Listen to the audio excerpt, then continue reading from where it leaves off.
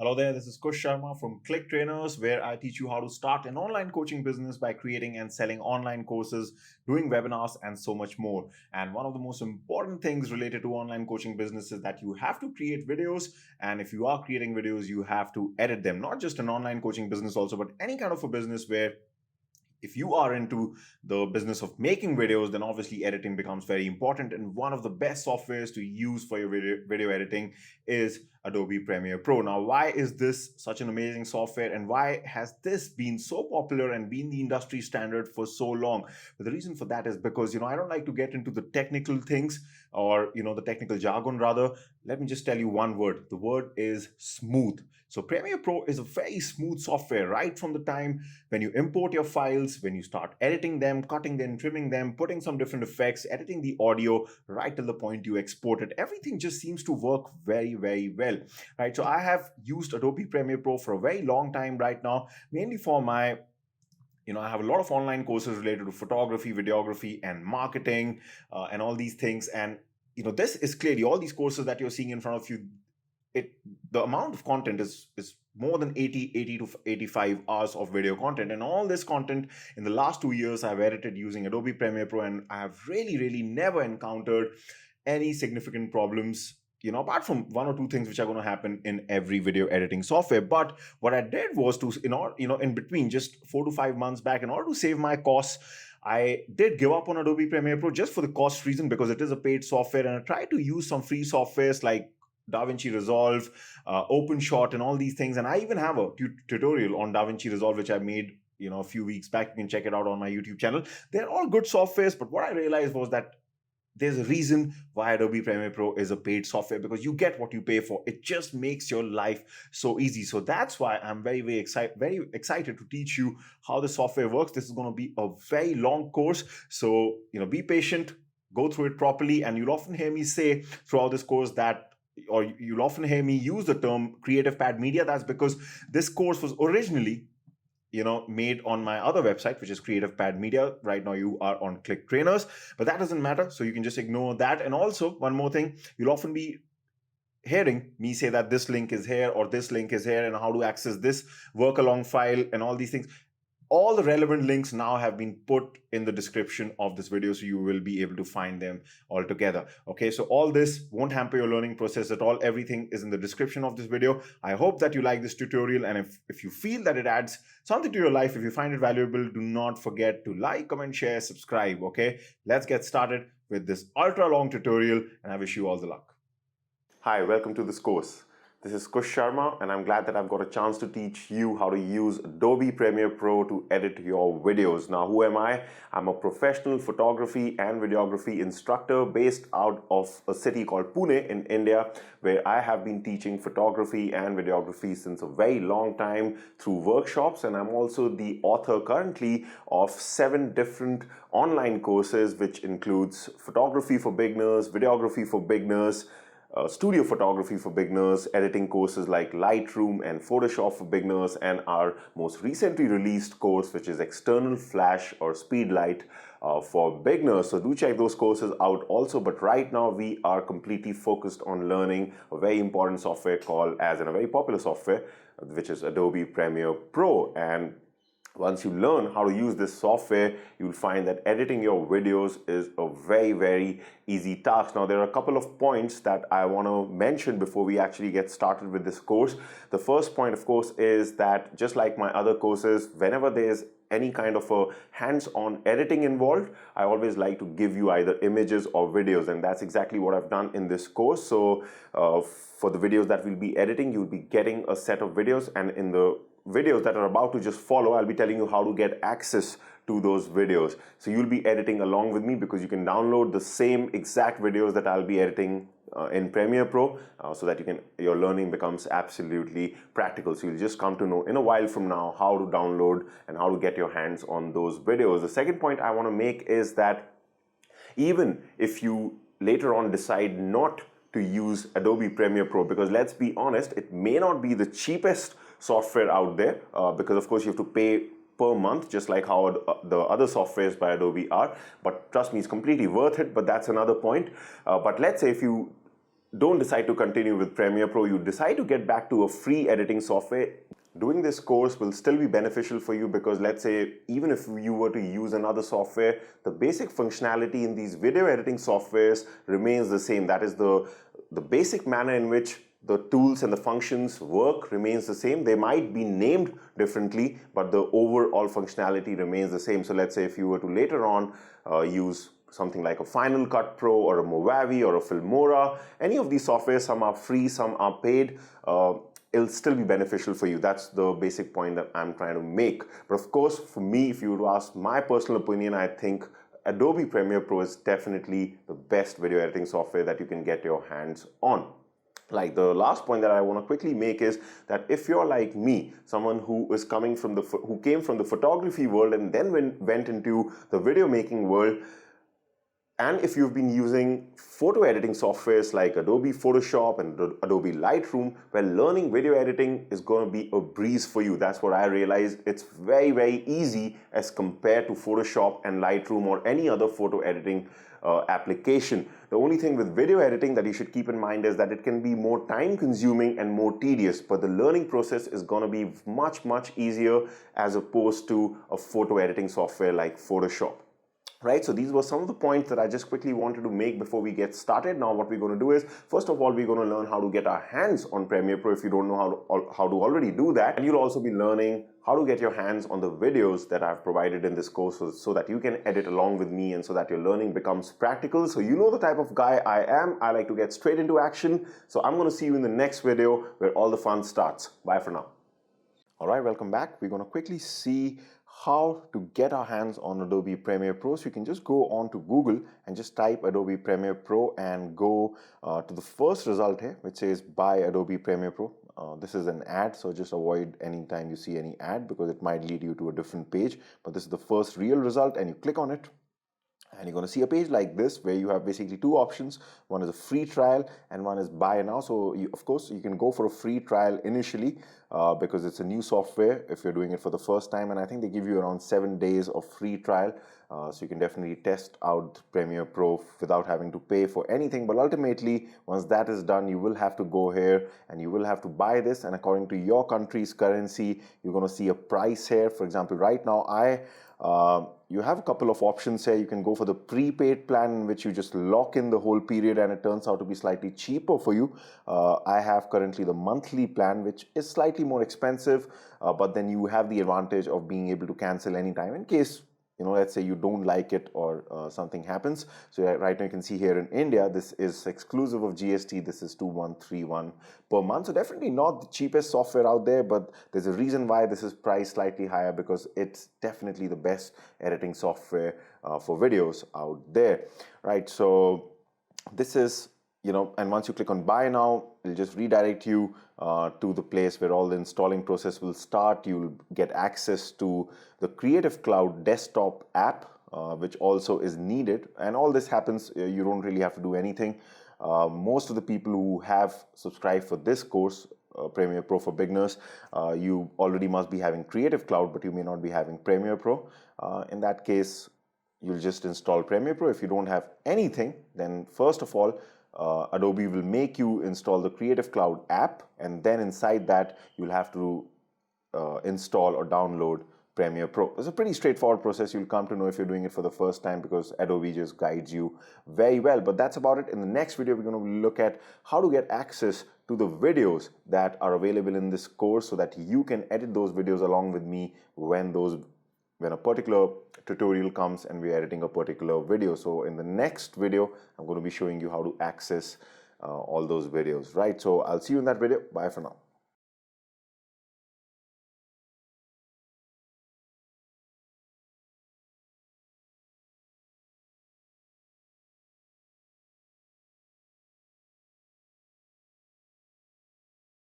All right, welcome back. Now this is how Premiere Pro looks when you open it. You're going to see these couple of windows here. Basically, it's asking you whether you want to open an existing project or you want to create a new project. Since we are assuming that you're starting this, you never used Premiere Pro before, you're going to click on New Project. If this window is not showing up by any chance, you can also open or close a new project by going to File here and using these things. But since we have this window right now, we're going to click on new project. And what the project basically means is whatever thing that you're working on. Let's say you're making a documentary, you're going to title it as documentary so-and-so, interview so-and-so. In this case, we're going to be doing our first edit, which is, there are a couple of clips which have these waterfalls, nice trees, so it's basically nature related. And we're going to put some nice audio tracks. So it's going to be a very simple edit. So we're going to call it Beautiful Nature, this project.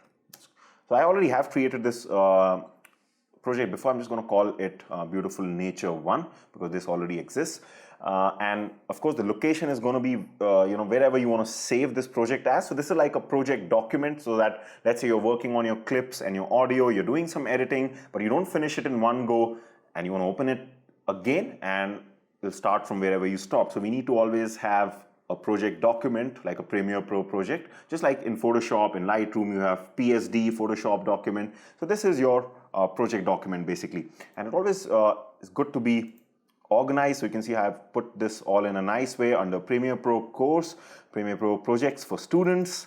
And under this is a folder called Beautiful Nature. This has all the clips also, as we'll see later on. Right now, I'm just going to select this folder, and under this folder, this project will be saved as Beautiful Nature 1. Rest of the things, you can just keep it same. It does not really matter. Once you click on OK, you're going to see something like this. You might not see something exactly like this. If I remember correctly, when Premiere Pro starts for the first time, I think the workspace, this is called as your workspace, by the way, the space where you're going to do all the work. And I know right now it can look a bit daunting. Don't worry, it's very, very easy. But basically, you can change your workspace also. I think when you start off, I think you must be seeing something like this, because I think it starts off with the learning default look of the workspace. I am not a big fan of this look, so I usually, you can go to Window, Workspaces. I really like color a lot. All right, and color looks something like this. We get some couple of extra panels also, which are important. There's just one change I like to make in this color panel, and you can make any number of changes. A lot of video editors, when you become more advanced into it, they like to completely customize their own look and save it as a preset and use only that. I'm not going to talk too much about that right now, because as a beginner, to be frank, you can use any of these. Initially, we are just learning, but I like color, so I would suggest that you go for that. One change I like to make is, and you may not understand that right now, but let me just try to explain that to you. This particular panel here, which is called Timeline, this is the most important panel, because this is where all your editing is going to take place, like your cutting of the clips, putting the audio, cutting of these all things and putting them together, putting different clips together. All the work will take place here. So I like this to be a little bigger than what it already is. So what I like to do is, first of all, if you see this panel here, which says something like project, and you can see this panel, you can move around these panels according to your own liking. So what I like to do is, just so that this becomes a bit bigger and we have more space, I like to just move this to the right here. You can fix it anywhere you want. You can see it just highlights that portion. I'm just holding down my mouse button, and if I leave my mouse button now, it'll come right here. You can see, boom. And what I like to do is, if I just, this middle thing here, which says program, this stands for program monitor, or the program window. What's going to happen is, when you do all your editing here, the preview of how that video looks, every time you make a change here, the preview of the video will keep running here. So you can see we have the play button. So when you click on the play button, whatever changes you're making here will start reflecting here. You can actually see the preview of the video that you're editing. So the reason why I like to have this look is for two things. One is, like I already told you, this should be big, so this looks good. Secondly, you often have to move your eyes from here to there, because you're making the changes, you're looking here. You're making your changes, you're looking here. And what happens is, in the default look, if you remember, this was on the right side. So your eyes have to do more work. You're looking here, then you have to just slightly look on the right. It's not a big deal, but remember, video editing can be time consuming and tedious, and if you keep on doing that, you're just making your eyes work slightly more. So I just like to, you're looking down here, and then you just have to look up in order to see the video, which is going to be running here. So it just kind of saves you a little bit of effort, which can be important in the long run. But like I said, it's no big deal even if you don't do this. But ultimately, I feel it's slightly more efficient, right? You don't really have to know about the other panels right now. In fact, you don't have to know about any of the panels right now. If you're getting confused, don't worry. This is a kind of software which comes to life when we put in the clips and we actually start editing, and that is exactly what we're going to do, because that is the best way to learn. Otherwise, you might get a bit confused. So from the next video onwards, all we're going to do is we have our project ready to edit. We're going to start importing some clips and some audio. We'll put it all together in the timeline, and hopefully we'll create a beautiful looking video. And that's when you understand what all these panels here do. Of course, we're going to go one by one to everything that you're seeing here. So don't worry about anything. This was just about the layout, the workspace. Hope you like this video. I'm going to see you in the next one. Bye for now. All right, welcome back. So in the last video, we created this custom layout, which was the base of which was the color default layout. But then we just moved this window here. Let's just quickly make some more changes. I would like to slightly push this part in.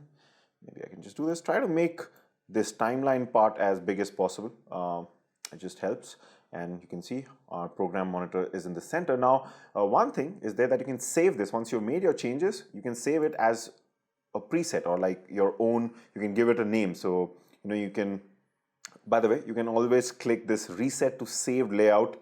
Anytime if you feel you've done something wrong, just click on this and it'll just change back to the default layout that was provided by Premiere Pro. But right now, I'm happy with this, so I can select this option which says save as new workspace. And the moment I do that, I can just give it a name, and once you do that, I've already done that, so I won't do it right now, but you can give it a name, and once you give it a name, it's going to come here. For example, I have just named it Color Custom, so I can just need to click on this, and you can see it's just, I had saved this particular thing, and it's just opened up.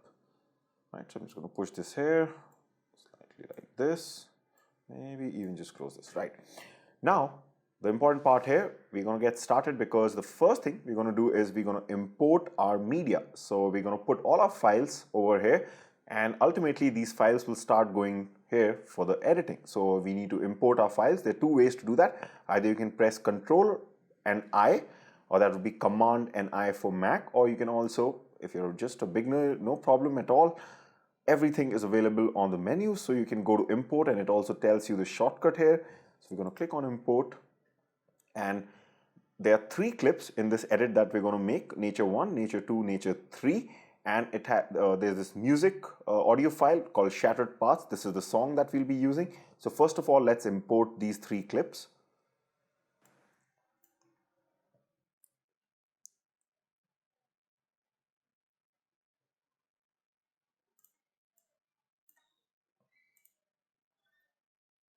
So these files are going to show up here. You can see all our 3 clips are nicely present here. And what we can do here is we can just, to organize ourselves better, let's just create a folder here. So I'm just going to click on, you can just right click on this, and you can click on New Bin. And this is like a folder. It's like similar to saying new folder in on your desktop, how we used to doing things. So I'm just going to name it footage. You don't have to do this. It's just always better to be slightly organized. Not in these small edits, to be frank. I don't always do this. Let me be very honest with you. When it's a small edit and I know my way around things, I'm usually not a very organized person. I think it's my responsibility to show you how it's supposed to be done, but feel free to break some rules and always not follow it, especially if it's a small and a convenient edit. I just put everything here and I just do it. Just being frank with you. But yeah, for big edits, and especially if you're going to work for any company as a freelancer, if you plan to do this, just and especially if you're going to hand over a big editing project to another video editor, makes life easier for everyone if it's more organized. Anyway, let's get going. I'm just going to import the audio file also, and I'm just going to click on the Shattered Path song and be organized again. Let's put this in a new bin. Let's call it music or audio, anything. Right. So now we know, okay, this is where our footages are there, and this is where the music is there. So it just feels all good. So we've got our 3 clips, we've got our audio. Now the main part will start, because now is the time when all these panels here will start to come alive, because we're going to start the editing process from the next video, and you're going to find out that it's going to be very easy. First of all, we'll be creating a sequence, and then we'll be starting in editing. What a sequence is, how everything works, I'll see you for that in the next video. Bye for now. Hello there, welcome back. Now we are just one step away from starting our editing process, and that step is that we have to learn how to create a sequence. Now what is a sequence? A sequence just means that when you're editing your clips and your audio and everything, what are the settings that you want to use, right? So let me just show you with the help of an example because it's going to become very easy, right? So let's open our footage folder here. And you can see we've got these 3 fantastic videos here. Let me just click on this icon, which is going to turn it into list view. And this is important because the first thing that you should know is that you can see we've got 3 clips, Nature 1, Nature 2, Nature 3. They have been, 2 of these clips have been shot at the same frame rate. This one is at a different frame rate. If we go on to resolution, which is going to be somewhere here, video info. So this is your resolution. You can see that Nature 2 has been shot at 1080p. Nature 3 has been shot at 4K, which is 3840 by 2160 pixels. And Nature 1 has been again shot at 1080p. So there's some variation in the settings that have been used. And for example, in my course, Videography for Beginners, we concentrate totally on this, what resolution to select, what frame rate to select when you're shooting your videos. But when it comes to editing, these settings are again important because you have to determine that when you're editing here, what are the settings that Premiere Pro should be using when you are editing your video. Now I know it can be a bit confusing, so let me just show you what I mean, okay? Now first of all, how do you create a sequence? You simply drag on the video. You can see it says drop media here to create a sequence. And when you do that, what's going to happen is this sequence or this area here will take automatically by default take the settings of whatever video you drag here. For example, if we drag Nature 2 onto this, Nature 2 has been shot at 24 frame rate and a resolution of 1080p. So those are the settings that the sequence will automatically take, right? So let's do that. Let's drag this, and you can see in the program monitor you start seeing the preview of this nice video, and the settings that Premiere Pro is right now using to edit this video is the same as this clip because we dragged it. So whichever clip you drag here first, Premiere Pro will take those settings, right? And you can double check that by going to sequence and clicking on sequence settings, and you can see here 1920 by 1080, frame rate 24, okay? Now if you're getting confused, the next step will just make things very, very clear for you. Now this is the sequence has taken in what? 24 frame rate and 1080p. That is our standard, the full HD resolution. But there's a problem here because we have to ultimately put the remaining 2 clips here also. Now there'll be no problem when it comes to Nature 1. Why? Because Nature 1 has the same resolution. So it's going to easily fit in this video. There's not going to be any issues. I think it has a different frame rate. Don't worry about that right now. That's not a big deal. We're going to talk about frame rate slightly later on in this course because that can be a bit confusing when it comes to a sequence. So right now I won't talk about that. Let's stick to resolution because this will make it very easy for you to understand. So let me drag Nature 1, and when I do that, it's not going to have any problem. So let me just play this clip, and then it's going to move on to the second clip. And you will see that even the second clip is playing perfectly. You can see here, no issues at all. Why? Because the settings, the resolution is same, so it's easily fitting in. Problem is going to come when it comes to Nature 3. Nature 3, as you can see here, has been shot at 4K, 3840 by 2160 pixels, which means the clip, because it has more pixels on the width and the height, this is something like this. Think of it like going beyond this program monitor, the actual clip, right? But because our sequence is set to 1080p, when we put this clip, what you're going to find is Premiere Pro will not show you the full clip because this sequence settings have been determined by Nature 2, which was the first clip that we dragged. So let's see what happens when we drag Nature 3. And this is fine, this is fine, this is fine, but just see now. You can't make the difference now because you haven't seen the original clip, right? But let me show you. Right now, what you're actually seeing is a cut part of this image, a small part of this image. This image, try to imagine that this image 4K, the video is actually this big. But because the sequence settings are 1080p, because we dragged this clip, we're only seeing 1920 by 1080 portion of this whole 4K video. So how can you correct that? Well, you can just right click on this image, and if I click on set to frame size, it's going to make this video smaller and fit into this window of 1080p. So it's going to make the 4K video smaller and fit into this video. So just see what happens when I click on set to frame size. Can you see? This was the actual size of this video because it's shot in 4K, but 4K is too big for this sequence. We're also going to do the opposite in some seconds from now, and that will make you understand things even more clearly. Now let me just press Ctrl Z for undo or Command Z for undo. And you can see again, you're seeing a zoomed in version right now.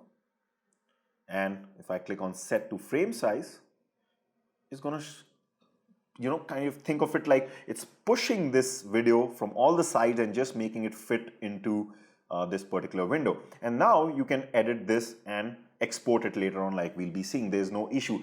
So sometimes when it comes to creating a sequence, you'll have to take a call.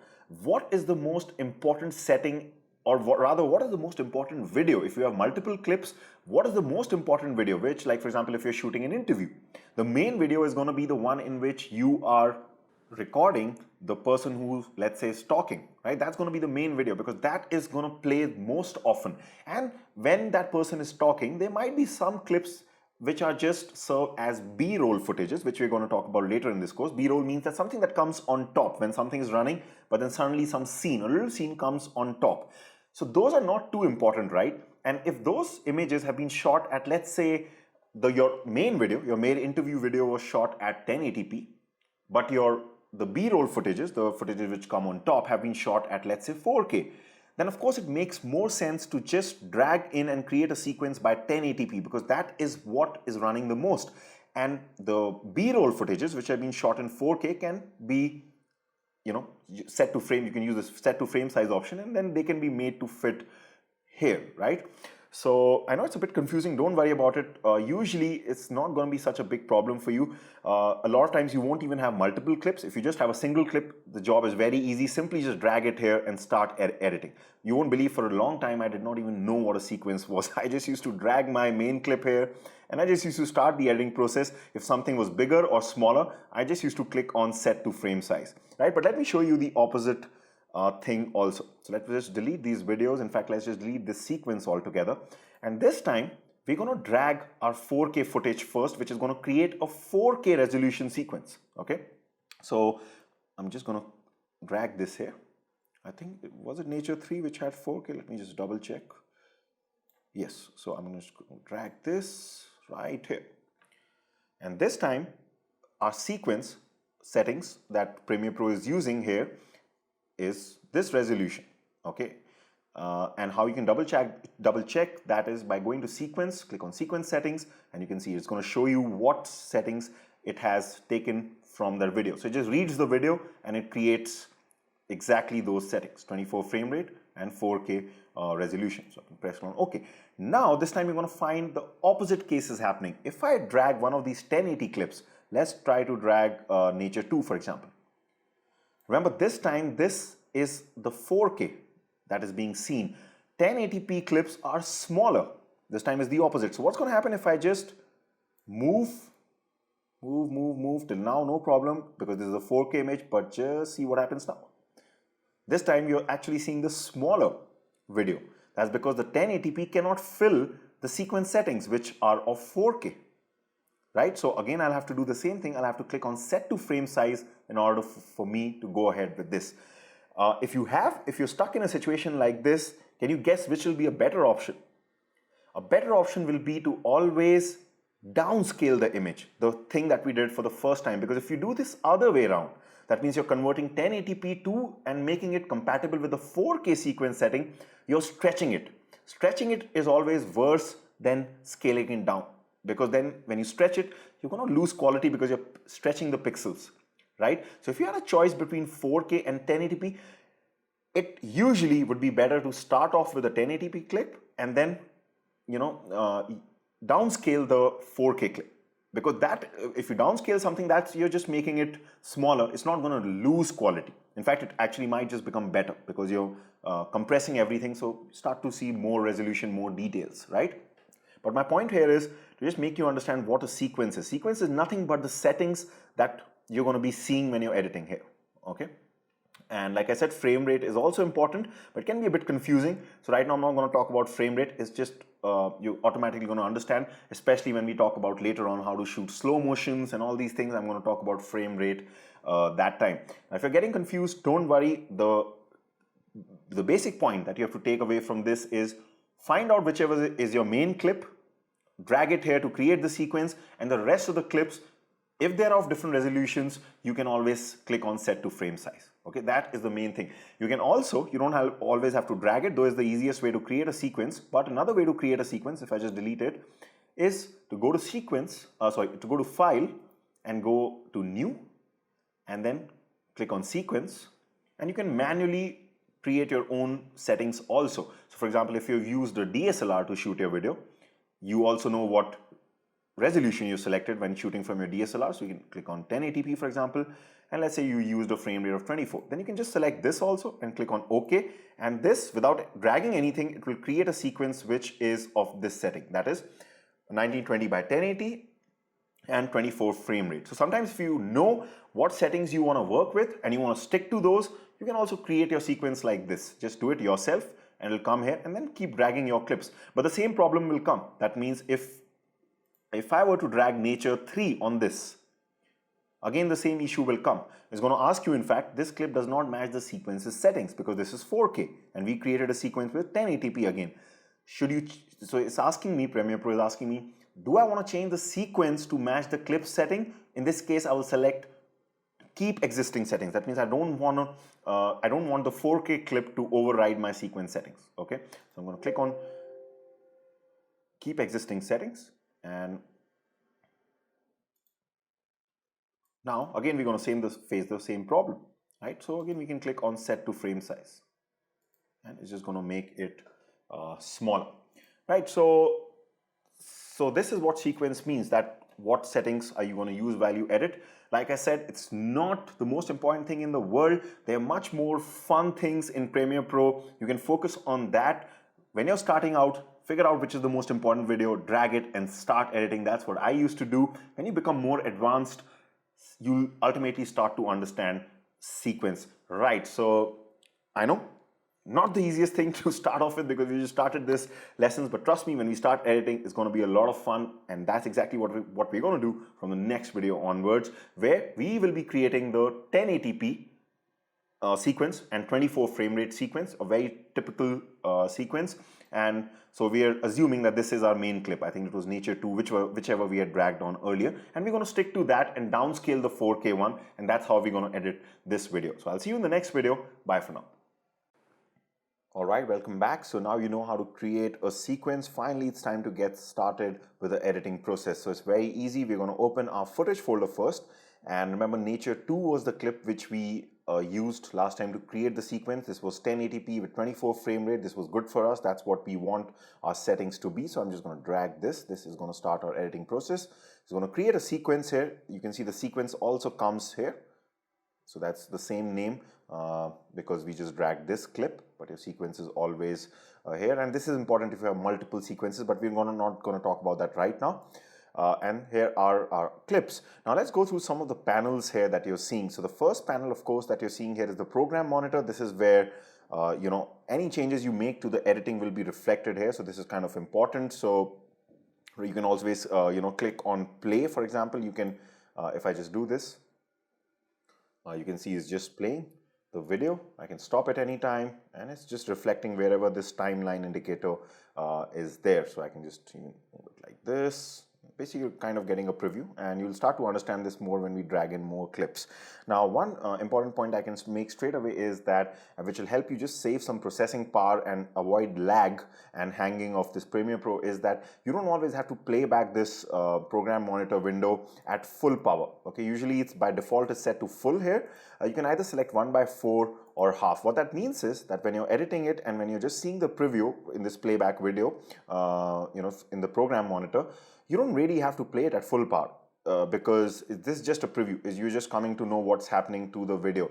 If you select full, it's okay, there's no problem, but you need to have a slightly stronger laptop for this. If you have a good RAM, then it's good, but usually it's not a bad idea to select 1/4. If at 1/4 it's not looking too good, you can even select half. So for right now, I'll select half, but at least that's going to just cut down some of the work that Premiere Pro, the laptop, has to do, right? So that's going to save you some time and frustration later on. So because this is just for preview, later on when we export the video, that is the time when the video finally will be exported at the highest settings, and when it saves onto your folder wherever you're saving it, when we export it, that's going to be a full quality video. This is just a preview, so we're just using half. Just a bonus tip, you don't have to follow this, but I think it definitely makes a difference, especially when you keep on piling videos, layers, like we'll be seeing later on.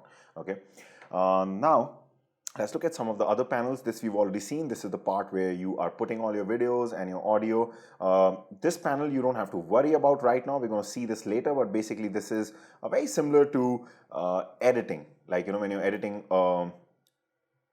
just expand this slightly. When you're editing like a video, for example, if I just, with this clip selected, if I just change the exposure, you can see it makes it brighter or darker. So similar to photo editing, it's just that this time is doing on the video. Right now, not too important for us. We're not making any changes to this right now. Okay, then we have this panel here. Right now it's selected to effect controls. This is important because this is going to do things like scaling the video if you want to make it small or big, reducing the opacity of a video, and a lot of different things. But right now, this is going to be slightly more advanced for us. We're not going to see this right now. We're going to see this later on. But right now, there's an in this panel here, if you just click this little arrow here, and it says source, right? Now, this source monitor or this source window is slightly important, and I'm just going to be talking about this right now. So let's first of all, you know, just try to understand the very basics. So we just drag this clip. Right now, this is the only clip. We've created a sequence with this clip of the settings. Then we have this toolbar here. Right now, only one tool is important to us, which is this razor tool. And there's another tool, which is selection tool, which is selected by default. Selection tool just helps you select things and move them around. Okay, so it's very simple to understand. And the razor tool, like it, you must have already guessed, it allows you to cut the clip. Okay, and of course, I'm going to be talking about the source window here later on slightly. But right now, just for the basics, this is all you need to know. So let's just start our editing process with whatever tools that we've learned till now. So let's say I'm editing this video, and for me, this is too long. This clip is too long. I want to just cut it somewhere. Okay, so this is where the razor tool will come. So there are two ways of doing this. One is you can select the razor tool like this and just cut it wherever you want. So let's say I want this clip to stop. Let's just play this right about here. Okay, so I want to cut this here, and then you can just use your selection tool and just select this part and press delete, and that's going to just go, right? That's one way. Let's press Control Z or Command Z to undo things. And another way, a faster way of doing this is you can, if you just hover your mouse here on this clip, and if I just click and drag, that's another way to cut down the clip. Okay. And if you ever feel maybe you cut it too far, so till now you're happy and this is running, and then you feel, no, I should have had more of this clip. Don't worry, it's not like you have to import it back. Again, you can just, if you just hover it slightly towards the right, you can see this time the direction of this cursor is on the left. But if I just slightly hover it to the right, I get it towards the right, and this means I can extend it back again. So you never lose the clip. You can always get back to shorter, make it longer again just by using this cursor here. You don't even have to wait for it to actually turn to the right, even if it's like this. But if I start dragging, you can see it just increases it again, right? So this is how you shorten a clip, cut a clip, whatever you want to call it, splitting, right? So, and that was pretty straightforward. Let's get our other clips now. So let's get Nature 1. Nature 1 is shot at 30 FPS, and again it's 1080p, so we won't have any problem. Let's just drag it here, and one thing you're going to see is, suppose I just leave it like this. Now there's a gap between the two, so you're just going to see black in the program monitor. Right? That's because there's nothing here. And if I bring this closer, if I just select it and bring this closer, just notice what happens. The moment I bring it close, almost like a magnet, it just attaches to this image, which is very convenient for an editor, right? I don't have to exactly place this right here, because otherwise what you'll have to do is, there's another tool which is you'll be using quite often, which is this bar under here. Okay, if I take it to the right, what this bar does is just kind of zooms out and you get a bigger view of the timeline. The clips just appear smaller, right? So this is the time when you'll be looking at the entire project when you're editing. You can also do the opposite. I can just go like this, and that's going to expand the view.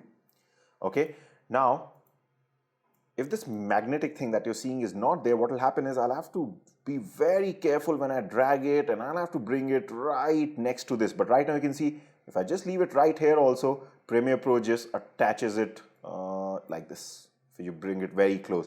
And the reason why this is happening is because this little icon here, which says snap in timeline, is on, and this is pretty important. I would suggest that you leave it on, because if I leave it off, then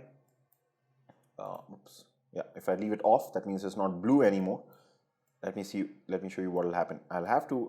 It won't snap. Even if I bring it very close, I'll have to do this just like this. So I'll have to like zoom in really close by using this, and then make it like this. And sometimes what can happen is, because if you're not careful, you can just override the first clip like this, and you don't want to do that, right?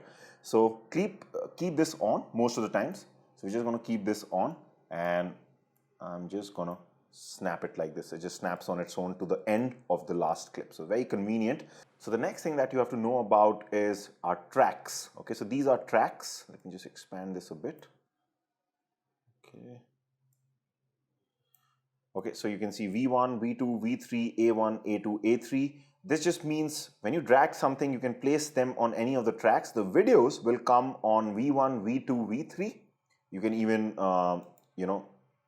add tracks like this if you need more tracks, which we'll be doing later on, like this. And the audio automatically comes in the A1, A2, A3, which is the audio. So you can see here, the first video did not have any audio, so nothing came here, but the second video had this audio also attached to it, so it's come together. We don't need this audio because we have a separate music clip. Okay, so what I'm going to do is, I'm just going to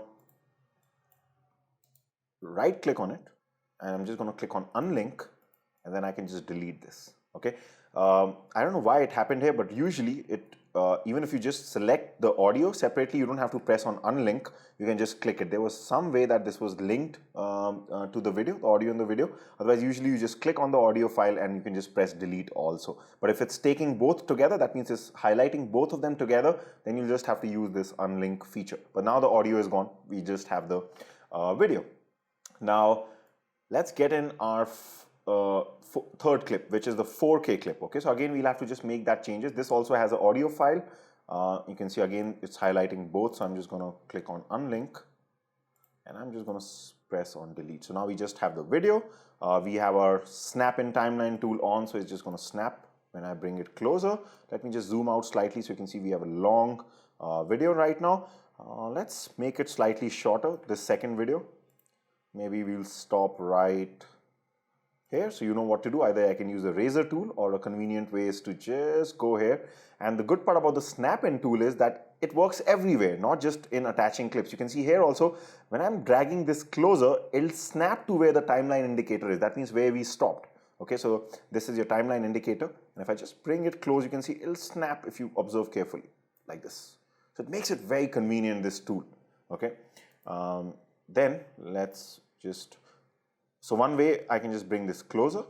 Okay, another way, if you have too big a gap and you don't want to drag it around, just press right click and press on ripple delete. It's just going to bring it whatever it just closes down any gap that it sees. That's what ripple delete does. So it's a faster way of doing things. All right, now let's also make this clip a bit shorter. And the problem with this clip, as we noticed before, this is a 4K clip, so we'll have to resize it to 1080p. So how you do that? Now, you know from the last video, I'm just going to click on set to frame size, and you can see that right now it has taken, we are seeing the full video because we have set it to 1080p. So we've trimmed all the 3 clips. This clip we had to resize also. We have done that. We've got rid of any unwanted audio. So we are doing pretty well. Let's see a preview of this. So here is the time when you're going to look at the program monitor. And now, the moment the other clip is going to come. This looks beautiful. And finally, our last clip, Nature 3, is going to play. So that's good. We've got a decent edit already. Now, I wanted to talk a bit about this. Remember, this time we were trimming the clips. That means we imported the clip first into this timeline. Now, I wanted to talk a bit about this. Remember, this time we were trimming the clips. That means we imported the clip first into this timeline and then we were cutting it. There's another way to do this. This is where the source window will come into play, which is, suppose I have, so before dragging on any clip, let's say, okay, let's just delete maybe nature 1, okay, just for an example. So this was the second clip that we put. Let's put this clip here. And we have to put nature 1 here, okay? So one way is you can drag it here, select whichever part you want and trim whatever you don't require, right? That's one way we've seen. Another way, before you put this here, you can already get the selected part only to come here. And how you do that is you just have to double click on the image, okay? So on the video. So if I just double click on it, you can see it comes here in this source window. And if I just play it, it's showing us the whole video. But what I can do is, let's say I only want it from this part to, let's say, around this part. Okay, so what I can do is I can just move my cursor here. Then I can just press I. I means in. Okay, so the moment I do that, you can see it marks this in area. In means the starting point that you want. That means I wanted the video to start from here ultimately when it comes here. So I don't want to do the cutting around here. I want to just do it right from here. And I want it to end it right here. So I'm going to press O. Okay. So only this highlighted part is now the selected part from this video. And what I can do now is either I can drag only video or I can drag only audio. Right? Now this time we need only the video. So I'm just going to select this part and drag it onto here. And if you want to select both audio and video, then you can just select on this and drag it together. Okay, the main thumbnail or the main video that you're seeing here. You can just drag it from there, but we only want the video. And only this much. So I can just, I've already selected my in point, out point, and then I'm just going to drag it right here. And you can see this only brings in the trimmed part. So it's a kind of a more efficient way of doing things, but you can do the other way also when you're a beginner. It's okay, right? But I just thought I'll show you these two ways. So we have again a nice edit going on here. Now we're just left with one task for this simple video edit, which is bringing in our music. So we're going to double click on our music folder. We have this song called Shattered Paths. And by the way, if you just want to get your hands on some free audios, right? I just thought I'll give you this bonus tip. You just want some free audios which are not protected by copyrights and they don't have all those issues.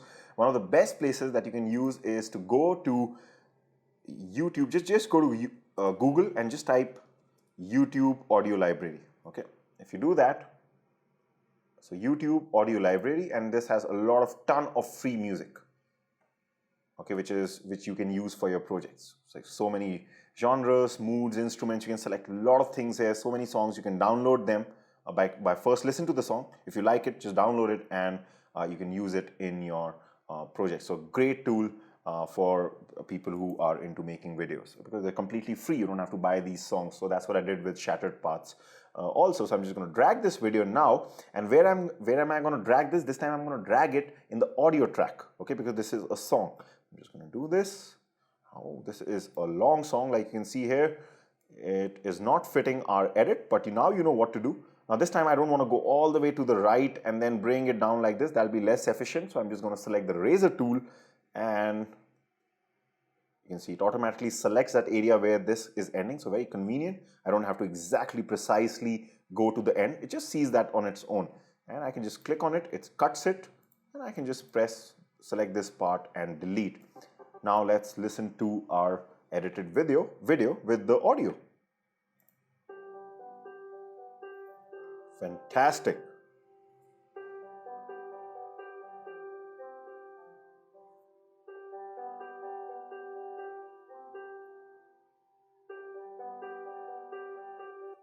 All right, so I know that was a bit long, all these things, and I know it may not be too, I may not have explained everything in a very synchronized way, but that's how video editing is. The best way to learn these tools is when they're actually in action. Because if I start talking about razor tool but I don't show you what it does, you're not going to understand things. So I do apologize if I've not been too systematic in showing you, but trust me, this haphazard way is actually the correct way to teach you video editing, because I feel it's more practical. So what we're going to do from the next video onwards is we'll still continue with this same edit. We've got a decent looking edit. If we export this right now, it's not a bad looking video at all. It has got some nice audio, these 3 clips also, but we're just going to make make it even look slightly better by doing some more changes, learning about some more tools. So I'm going to see you in the next video. Bye for now.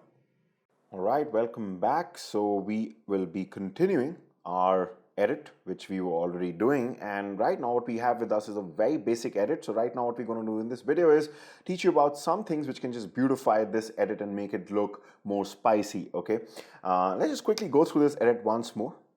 So it's a very basic edit right now, and one of the things that we're going to concentrate on is this jump to the clip, to the new clip. It's a very sudden transition, right? Because that's why we just cut the other clip and put it there. And this always doesn't look good. So what we're going to do is, first of all, we're going to put some transitions. Now, what is a transition? That when this cuts over to the other clip, there's going to be some effect. So let me just show you. And it's very easy to add a transition. Let me show you the easiest way. First of all, I just go somewhere in between where this cut was there between the 2 clips, like let's say the second and the 3rd clip. And I just right click and I click apply default transitions. Okay. Now you're seeing something like cross D come here. That's actually cross dissolve. That's the name of a transition. I'll just be showing you where all these transitions come and how can you change the default transition also, so that if you were to like some other transition, if it's some other kind of transition is your favorite, you can do that. But let's see how cross dissolve actually looks. So okay, that just looks absolutely beautiful, right? So instead of that sudden cut, we have this nice fading effect. Let's just look at it once more. Okay, so what it does is, actually, if you notice, and this is kind of important when I'll be making the point about these 2 clips. What it does is, if you actually notice, let me just go slowly here. So when the transition starts, the ending, this part, it starts to fade away. But what is important is that this part, okay, the second clip already starts to show up. Okay, so let me just show you. Can you see? Even though the timeline has actually not reached this particular clip, but already starts to show whatever video of this clip would have been if I were to extend it till here. Okay, so it starts to show this part which would have been here. Now, why am I telling you this? Because oftentimes what is going to happen is, for example, in this case, if I go here, if I click on, if I do the same thing, apply default transitions, this time can you see it doesn't come in between. It comes only on this clip. Now, why is this happening? Let me just delete this. If you look at this clip, you'll notice a very small thing, which is this little triangle right at the beginning, which is slanting upwards like on this direction, right? Just at the beginning on the top of this clip. What this triangle means is it is telling us that this is the beginning of this clip. There is nothing before this. Okay, so we had completely taken off the clip and we only cut it from here. So we didn't cut it from the beginning. So this is completely the beginning, and the same triangle also comes at the end. Okay, let me just delete this transition right now. In order to delete a transition, you can just click on that transition till it gets highlighted and just press delete. Okay, now if I just move this, let's say maybe here. Okay, and if I keep dragging this clip, making it, now I can't drag it anymore. This is the ending, and the moment it reaches the ending, again you get that triangle, right? You can see here. So that means this is the end, this is the beginning, there's nothing before this, there's nothing after this. Okay, so let's just put our clip back here. Now, why am I telling you this? Because remember how cross dissolve worked? So if I just click on apply default transition is put, let's see the clip this time. Right, now this time what is happening is, because there's nothing before this, there's the starting of the video, so the cross dissolve cannot start from here. That's because, remember, last time like I showed you, it starts to show you something of this clip which was already here, because it starts to just fade in that thing. But this is already at the beginning here, so there's nothing actually here in this space. So it can only start this transition from this particular clip, okay, like this. So I just thought I'll mention that because a lot of people get confused that sometimes the cross dissolve comes in the center, sometimes it comes only on one clip. If it's coming on one clip like this, the probable reason for that is, or any transition, a lot of transitions which work like cross dissolve, they will work like this, that if it's the beginning of the clip, they'll only come on that clip. If you've cut both the clips and there is room here, they'll come in the center, right? So you should just know that. And let's just look at some different transitions also. So let's probably go, and how you access the transitions is this window where we were importing things. There's this little arrow here, and I'm just going to click on effects, and then you want to go to video transitions, and there are a lot of different types of transitions. So let's try maybe something like try something like iris diamond. Let's put it here this time. So you can also intentionally put it on one clip if you drag it like this, okay, or you can put it in the center if it allows you, okay, like this. So it's completely up to you. Let's look at what this transition will do. Even I don't know what this transition will do. Oh, that's a pretty good diamond shaped transitions, and you can just experiment with all these. You'll definitely find your favorite, and the moment you find that favorite, just right click on it, and you can, if you want, you can click on this option which says set selected as default transition. For example, if I were to do this, and let's say this was not there, then I can just, this time when I click on apply default transitions, instead of cross dissolve, what we're going to get is the iris diamond. And another cool feature is, I'm going to set it back to cross dissolve. I just love cross dissolve. It just looks very good. Like I said, you can try off a lot of dip to black is a very popular transition too. You can just try that. So maybe let's try that right now. Okay, so let's see both these transitions. So let me go to cross dissolve. Let me click on set selected as default transitions. Just click on apply default. This time we've got cross dissolve here, dip to black here. Let's see how this looks. Just zoom in a bit. Okay.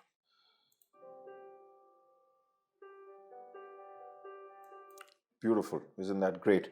All right. Later on, of course, I'll be showing you things like how to, do both. That if this is dipping to black, like fading to black, how can you also decrease the audio at the same time? Because you must have seen that effect a lot of times. As the video goes black, the audio also just becomes fades out, right? I'm going to show that slightly later on in this course, not too far away.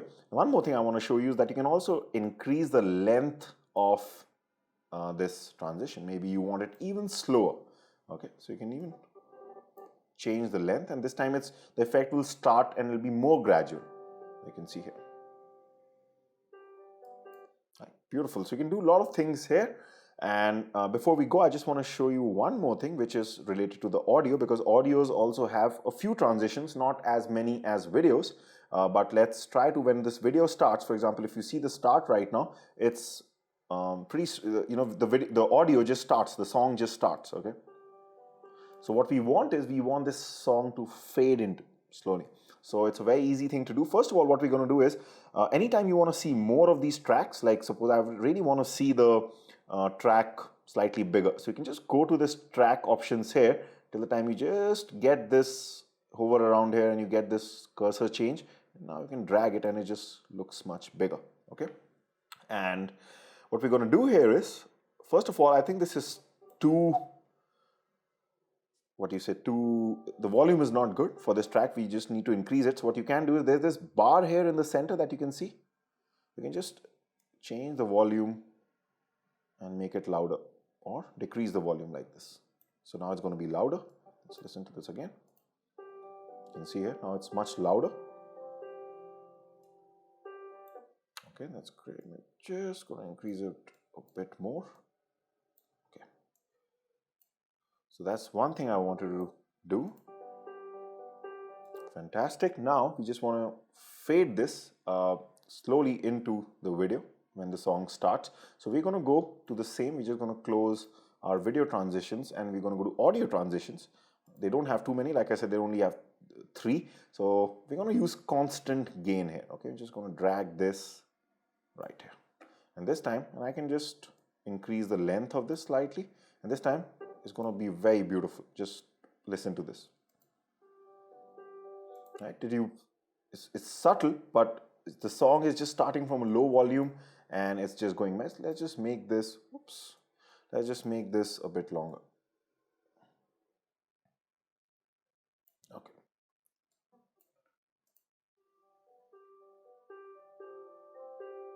Right, later on, as I told you, I'm going to show you the opposite also, how to fade the volume. That involves usage of keyframes and other things. We're going to talk about that later. Don't worry, we'll cover most of the things. But right now, if you look at this video, we have done quite a bit of, beautification to this project. So let's just look at the whole video now again.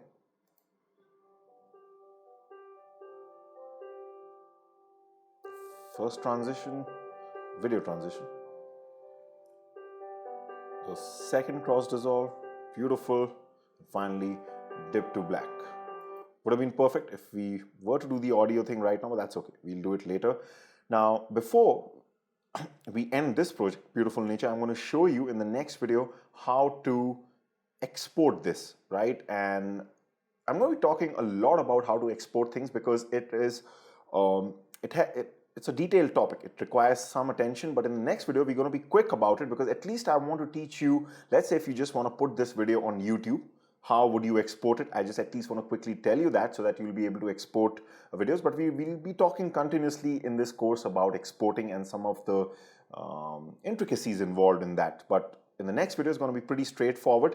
So I'll see you there where we'll finally learn how to get this video on our computer, all exported, full resolution, and ready to go anywhere. So I'm going to see you in that video. Bye for now.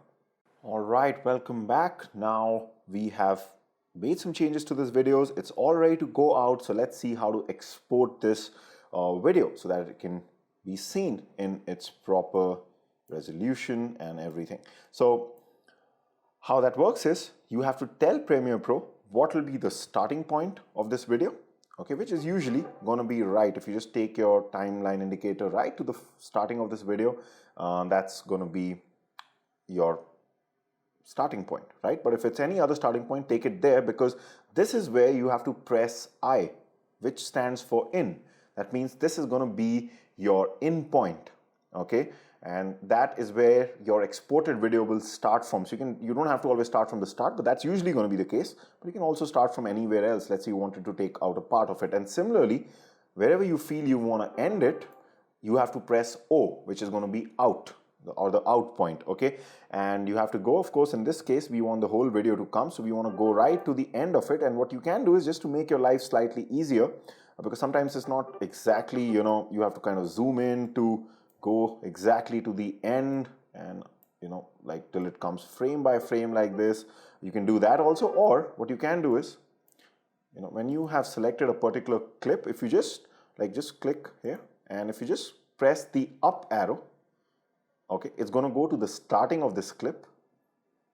And if you press the down arrow on your keyboard, it's going to automatically go to the end. So you don't have to absolutely go and find the end. It just does that for you. So up arrow for the beginning, down arrow for the end. And this is much easier. Now that I know it's definitely at the end here, I can just press O.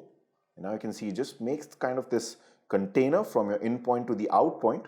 And now Premiere Pro knows what part of the video do we want to export, because let's say if there was something outside of this container like here, this won't be considered a part of the export process, okay? So let's see now how to export this. Our in and out points are ready. I'm going to go to File, I'm going to go to Export. Either we can press Control plus M or Command plus M, or we can just go to Export and click on Media.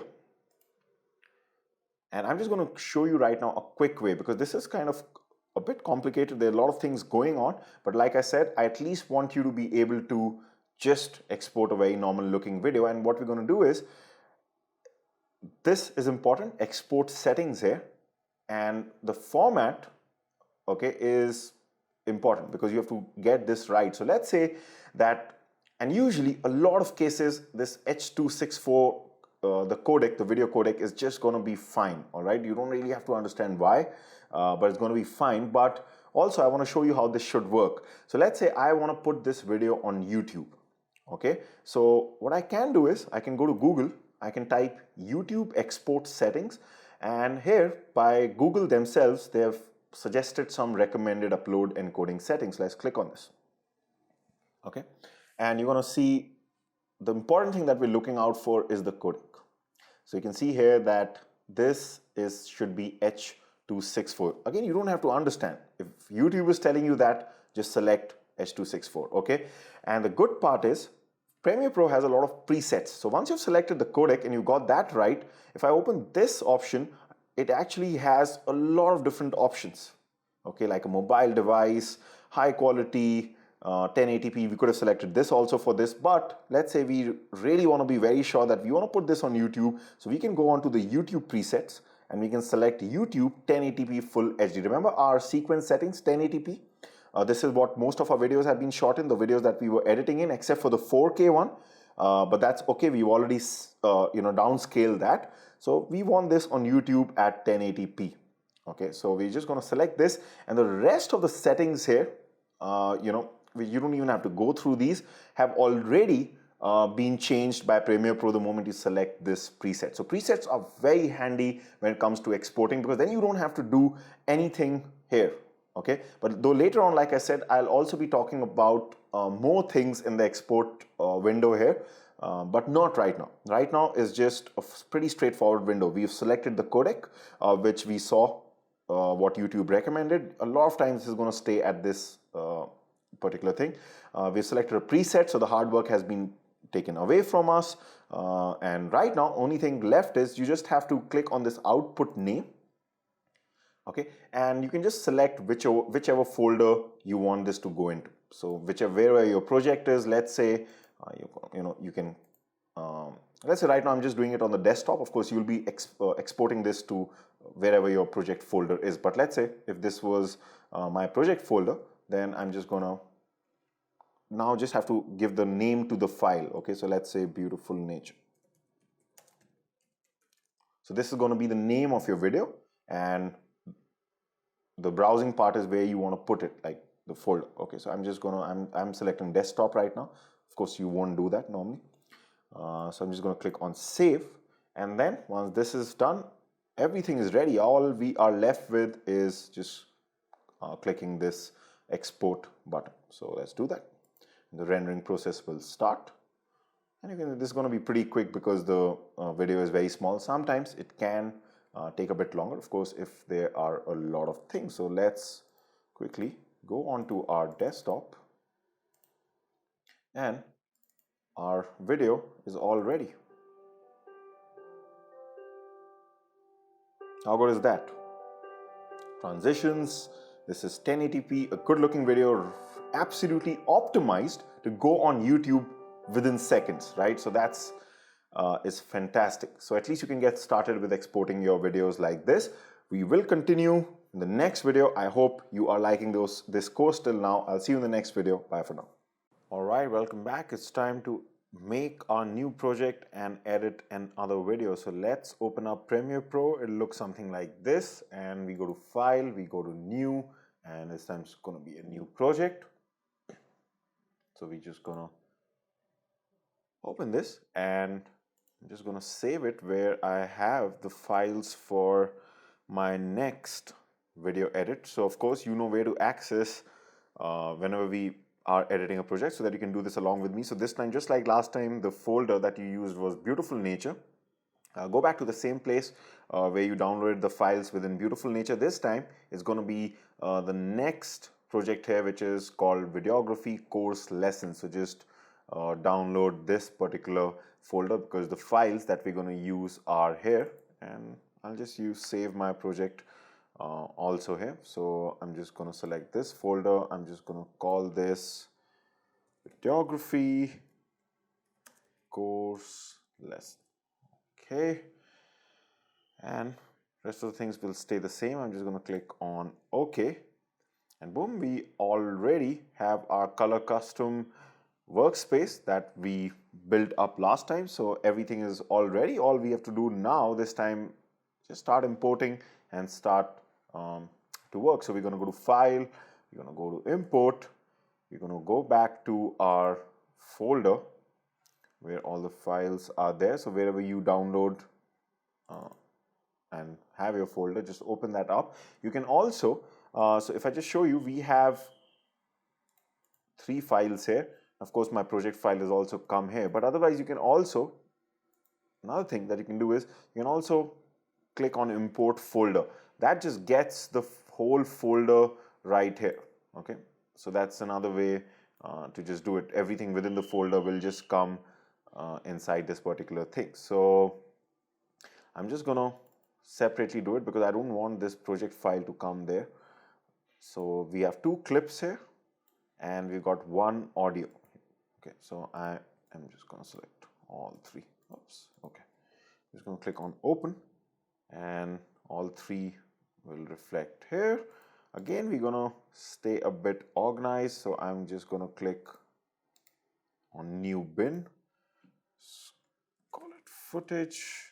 Is that even a word, footages? I'm not sure if it has a plural, but okay, anyway. This goes here, and let's create a new bin for our audio, which is gonna be here. So this time, this particular edit is from one of my lessons which I have in the videography course. So I have a course in which I teach how to make videos, which is kind of a cousin of this course, and it should actually come before this course. So if you've not done it, I do, I should not say I do force you to check it out, but yeah, do check it out because it is important since it's related to making videos. Once you've made videos, then the editing part comes. So if you want to learn how to make videos, then that course should be the right one. But anyway, I've just taken a small footage from one of the lessons in which I'm teaching about our audio in that course. So let's start editing this video. So we're going to open the footage. Now, both these videos that you're seeing here, they both have been shot exactly at the same settings, which is 1080p and 24 frame rate. So this time we're not going to have any issue when it comes to making the sequence, because we can just simply drag this video because the other video is exactly the same, so there's no point of confusion here. I can also do the other way. I can go to sequence, to file, new, let's say, whoops, mouse is acting a bit funny today, but anyway, new sequence, and I can select something like this also, but why take the harder route? I can just drag this. This is the main footage in this whole video where I'm talking. Okay, so it just makes sense to just drag this. So remember, if you're confused, like I told you before about sequence, take your main video and just drag it here. Okay, that's what we're going to do. It's going to automatically take in the sequence of whatever this video has been shot at. So now this video is here all ready to go. And this other video, I'm just going to be talking about it. This is what we call as a B-roll video or a B-roll footage, which means that while I'm talking, this video is actually going to come on top here and is just going to take over our video for a certain moment of time. You're just going to see what that means. But first of all, let's play this video. Let's see how this looks and sounds like. You can see this is the video part. This has come on the video track, and this is the audio part. So even though our separate audio, which we are going to put later on, is in a separate folder, this particular video also has an audio which was recorded from this camera which was recording this. Okay, so usually how it works is you can see this on the left here. I have my audio recording device. This is recording when I'm talking like this, like this. All right, welcome back. Now so 2 things here are recording my voice. One is the camera that is actually recording. So a camera, your DSLR camera, has a recorder. Okay, when your video is playing, it's going to record your voice.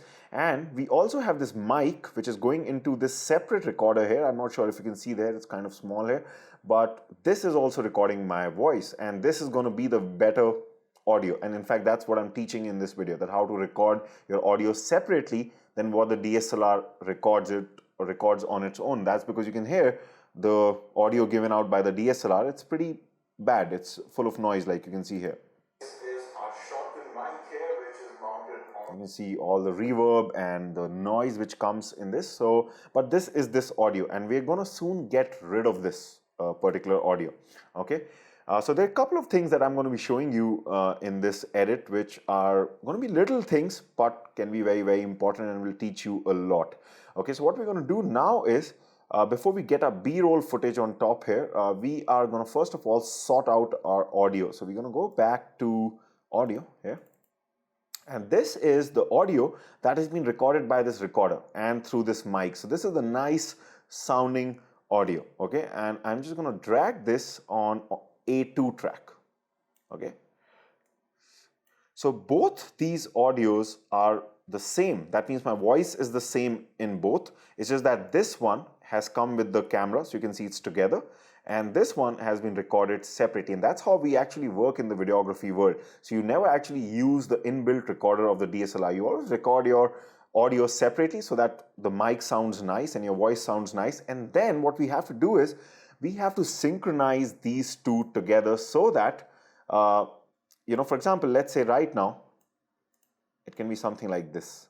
Okay, it can get very messy. So what I'm going to do right now is we have this audio here, which was the inbuilt recorder. I'm just going to click on this A1 track. I'm just going to click on M, which stands for mute track. Okay, that means this is not going to play now, and only the audio from the separate recorder is going to play here. But you're going to find that this is going to have a problem. On this light stand, as you can see, now you can see here, and as discussed before, this is a unit. So it's not synced, right? I'm talking about something else there, but because this is a separate audio, we have not synced it. So you can see my lips are somewhere else and the audio is somewhere else. Just to give you a closer look, you can see here. Unidirectional mic. So the voice that you're listening to right now, right? So they are not synced. So the first thing I want to teach you, a very important thing, is how to sync your audio and video. It's very, very easy in Premiere Pro. A lot of the cheaper softwares, you have to do this manually. You have to keep on moving both the files here on these tracks, and you have to get to the point till the time it works. But in Premiere Pro, all you have to do is select all the three. So make sure you're using your select tool. Select all three, right click, click on, go to synchronize, and select audio here, and just click on OK. That's it. It's just going to process all the waveforms of your audio, and it has already just slightly moved this clip. And now if I run this audio, they both, this video will be synced with this separate audio that we have put. So there was a very slight movement. I'm not sure if you noticed it. Let me just press undo and do this again. You can see there's a movement. Let me just first of all drag this here so you can actually see what happened after we synchronized it. Let's do it again. You can see it just moves the whole thing here. And now, of course, we're going to slightly push it down to the left side slightly later on. But first of all, let's look at this, and this time you'll see that we won't have that problem of syncing. And what we'll find is that this video is running from this track. This audio is muted, so this is not playing any part except for the fact that it helped us synchronize, because how the synchronization process works is it matches both the audio forms from your inbuilt DSLR recorder audio and this separate audio. The only way it can synchronize it if it sees the audio forms from both. So this is also important. The audio recorded by your DSLR is important to synchronize this particular thing. So this time let's hear the new audio. I've muted the bad audio here, and this time stand, as you can see here, and as discussed before, this is a unidirectional mic. So you can see that this sounds way better than if I were to mute this and play this. The voice that you're listening to right now is sounding good, and you can hear everything clearly. That's because this mic is pointed straight towards my mouth. Just once more, you can see hell of a difference. So it's capturing everything perfectly. So it almost sounds like a completely different environment that we're shooting. That's why it's always important to shoot from a separate mic and a separate recorder. All right. But more information on that in our videography course. Right now we are focused on editing. So one thing we've done is we have been able to synchronize our separate audio. Let's just push it back. So I'm just going to right click on ripple delete. It's going to take it to the leftmost, and I'm just going to move my timeline indicator right about here where the video starts, right here. And I just want to get rid of this excess part which is on the left, because I was not talking, I was just kind of preparing myself. So you know that we have to just cut it out. So we can take our razor tool, and one way you can do it is I can just cut both of them, and then take my selection tool and just delete it, and then press on ripple delete. That's one way. I'm just going to undo this. Another way, a quick way, because sometimes you may have a lot of layers here. Right now we just have 3 layers, but sometimes you may have a lot of layers or tracks here. So in that case, what you can do is this, you can take this razor tool, and there's a shortcut which is allows you to cut everything together, which is if you just take this razor tool, make sure where you want to cut it, bring the timeline indicator there, and then press shift. If you press shift, what you'll find is just keep an eye on the razor icon. Can you see that it just turns into these two razors? That means multiple razors. That means it's just gonna, if I click right now, instead of individually cutting each thing, if I just press once, it cuts everything. Okay, so shift and then click. So it's going to cut everything, all tracks together, no matter how many tracks you had, as long as it was on the timeline indicator. And now I can just delete this, then ripple delete, and now our video is going to start from the proper place. All right, welcome back. Now this is our shotgun mic here, which is mounted on this light stand. As you can see here, let me just trim this part here also. We probably won't be needing it. Okay, now for our B-roll clip, which is so when I'm starting off, I'm basically talking about a kind of a mic called a shotgun mic in this lesson. So when I say this, that this is the shotgun mic or something, let's just hear what I say. Welcome back. Now this is our shotgun mic here, which is mounted on this. So when I say which is mounted on this light stand, at this time I want to give my viewers a much closer look at this mic, okay? And this is where B-roll footages come into play. They are additional footages that just help you make a point in any kind of video, not just an instructional video. It can be anything. Let's say you're interviewing an employee of a corporate company, of a corporate, and they're talking about their product in the interview. So on top of them, the product can show, so that you can kind of get, a good relationship about what they're talking. So that's what B-roll footages do. So I'm just going to drag this video here, and I don't want to drag the whole video. So this is where our source window will come into play, and the source window really helps in B-roll footages like this, like you're going to see here. So I'm going to double click on this. It opens up here because we don't want this entire clip. We just want a small part of this, which is going to come on top here. So let me just select from, and I know right now this is not oriented properly. We're going to do that also later on. We're going to make it vertical. Okay, but right now I'm just taking a small part of this. So you know the process now. I'm going to press I, and I'm going to press, let's say this much is okay. I'm just going to press O, and then we don't want the audio that was recorded along with this, right? Because when I'm making this video, like I said, some audio must be recorded by the inbuilt DSLR. So we don't want that. So again, you know the drill. We just want to click on this drag video only. So I click here and I just drag this, and it's only going to drag the video part, which is very convenient because in the B-roll you don't want the audio at all. So there's no point in, first of all, you know, if I were to do this same thing from here, it's going to be very cumbersome because you can see it takes in the audio also, and then I'll have to do this. I'll have to delete the audio separately, and sometimes, you know, the video can go too. So I'll have to unlink them first. Like, let's say the longer process will be like this. I have to click on unlink, delete this, then take this over, then trim this. So it's better to just do these things from the source panel here. Okay, so now let's see our video. So anything that you place on top, like you'll see, it's going to come and take over and start appearing on top, and that's what a B-roll is. Our shotgun mic here, which is mounted on this light stand, as you can see here, and as discussed before, this is a unidirectional mic. So then that also became a bit long, and you can just trim it now till this. Now the only issue is that we have to turn this around, and this is where I'm going to introduce you to another set of functions, which is right here, which is going to be effect controls.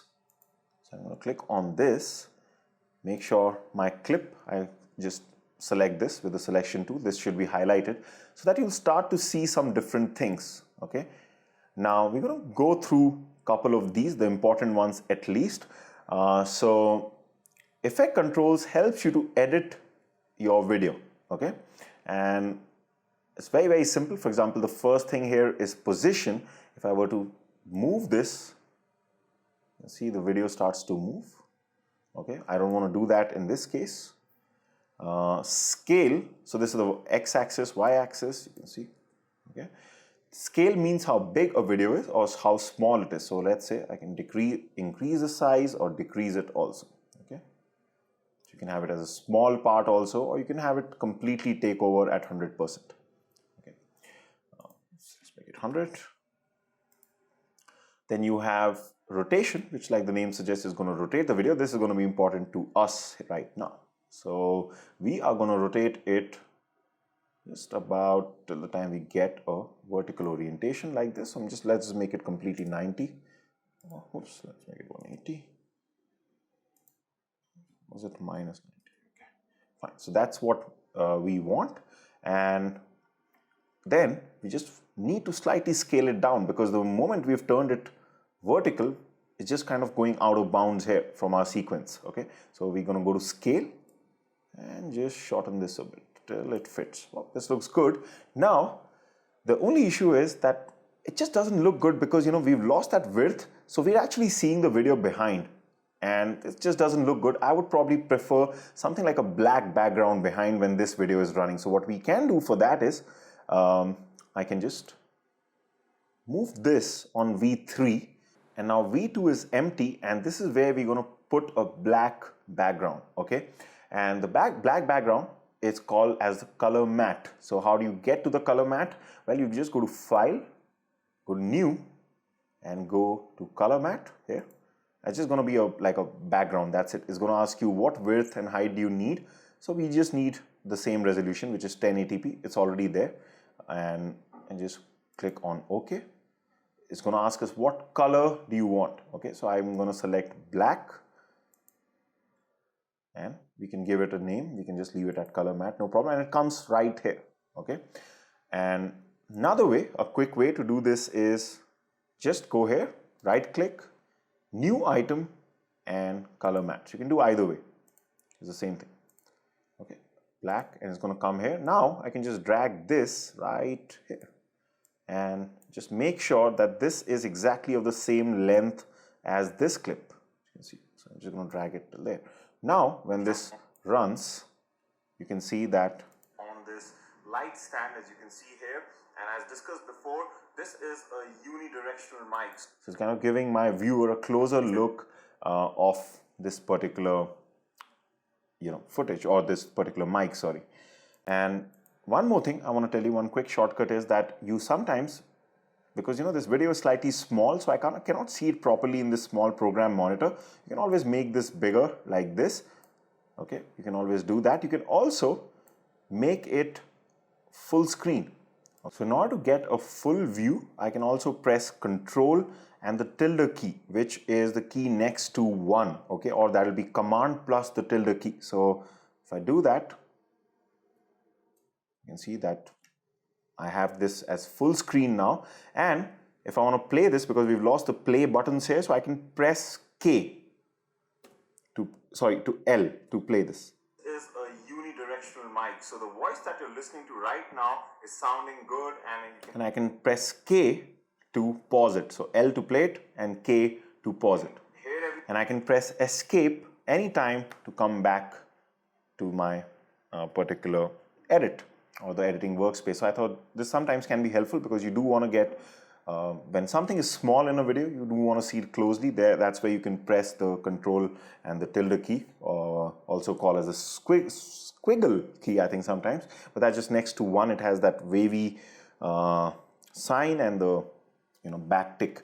So I just thought I'll tell you about that also. And now you can see this video looks pretty good. We don't really have to know about anything else. Let's just run this video. Alright, welcome back. So we synchronized it, so it's sounding nice. Now this is our shotgun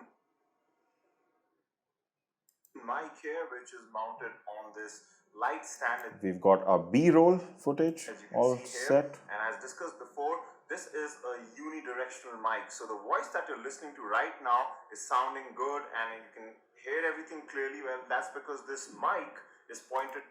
Right, so you can see that this looks pretty good, and it's just going to finish off somewhere here. Anything that is away from this direction, and if I were to go behind, you can see that it will lose me even more. Okay, so this video is all ready to go out. So what are we going to do? Well, we are going to get our in and out points all correct. So like I said, you can press the up arrow and the down arrow to move between the starting and the end of the clip, so that you don't have to really hunt for it. So I'm going to press the up arrow to go to the extreme starting point. I'm going to press I. I'm going to go press the down arrow, go to the end, I'm going to press O, and this time for the export settings, we're going to keep everything the same. That means we'll just do this for YouTube. Like I said, I'll also be talking about slightly later about more things about exporting. So I'm just going to, right now, just for ease, I'm just going to, because we learned already a lot in this video, so I'm just going to select this, H.264, YouTube, 1080p Full HD preset, and then I'm all set to just click on export and the rendering process will start and we'll get our video wherever we save it, just like last time, right? I'm not going to do that right now. So this was our second project edit. I hope that you liked it. Things will get more challenging from the next video onwards. We're going to learn more things. So I'll see you there. Bye for now. All right, welcome back. Now it's time for our next edit. The things that we have learned so far were pretty basic. Now things will start to get more challenging and it's going to be a lot of fun. So this time we're going to be editing a promo video. So I released recently in November, I released of 2019, I released a course called External Flash for Beginners, in which I teach how to use a speed light or an external flash to really take your photography to the next level. So if you're interested in that, do check that course out also. But right now we're just going to be editing the starting part of the promo that I made for that course, just so that you get an idea, because we're going to be learning a lot of new things by editing this promo video. So let's get started. So what I've done is, you can see right now my project is ready. It says External Flash Course Promo, which of course by now you already know. You go to File and you just create the project, and then once you do that, you'll get this window, which is our custom layout. So everything is ready. Now it's time to start importing our files. So I'm going to click Control and I, that'll be Command and I, and you can see this, my folder is ready. You of course know how to access these files. I've already told you that, so you can also just follow along. So the first, let's import all the clips here. So it's going to be basically, there are a total of 1, 2, 3, 4, 5, 6, 7, 8 clips and 2 audio files. Okay, that's what you're going to see when you open, once you download the folder. So I'm going to import everything together. I'm going to click on open. We'll do our little bit of organization like we've been doing before. This time we got quite a number of clips. So we're just going to click, just make this slightly bigger. Okay, we're going to click on new bin. We'll call this, let's call it clips this time. You can call it anything. And we're just going to put all these clips here. Select them together. 1, 2, 3, 4. I think that's a total of 8 clips, which are going to go right here. Oops, I missed something. Okay. Yeah. So you can see clips, 8 items. Then I'm going to create one more, which is going to be audio. This time we have 2 audio files. One of these is the music that is going to run in this promo, and one is the audio of when I'm talking, which was recorded separately by the as a separate audio. And oops, I think I put it by mistake. So I'm just going to press undo, go back. You can click this button to go back to the view where you can see the folders, and now I'm going to drag this to audio. Okay, so now everything is organized. We're all ready. So how it's going to work is, first of all, wherever you see main promo 1, main promo 2, main promo 3, these are the main clips of the promo. And the promo will start with me talking, which is the video right here, which says intro to promo. Okay, so this is what we're interested right now. So we'll go step by step. Now the good thing here is all these clips are shot at the same settings, which is 1080p and 24 frame rate. So literally I can drag any one of them to start our sequence, or I can manually create the sequence this time. This is going to be our first video. So let's just start with this. This is again 1080p and 24 frame rate. So I'm just going to drag this here. And this is going to start our editing. So right now you can see in the program monitor, if I just run this, you're going to hear the audio is going to be terrible, because this is the audio that was recorded by the camera which was recording this video. So have a look.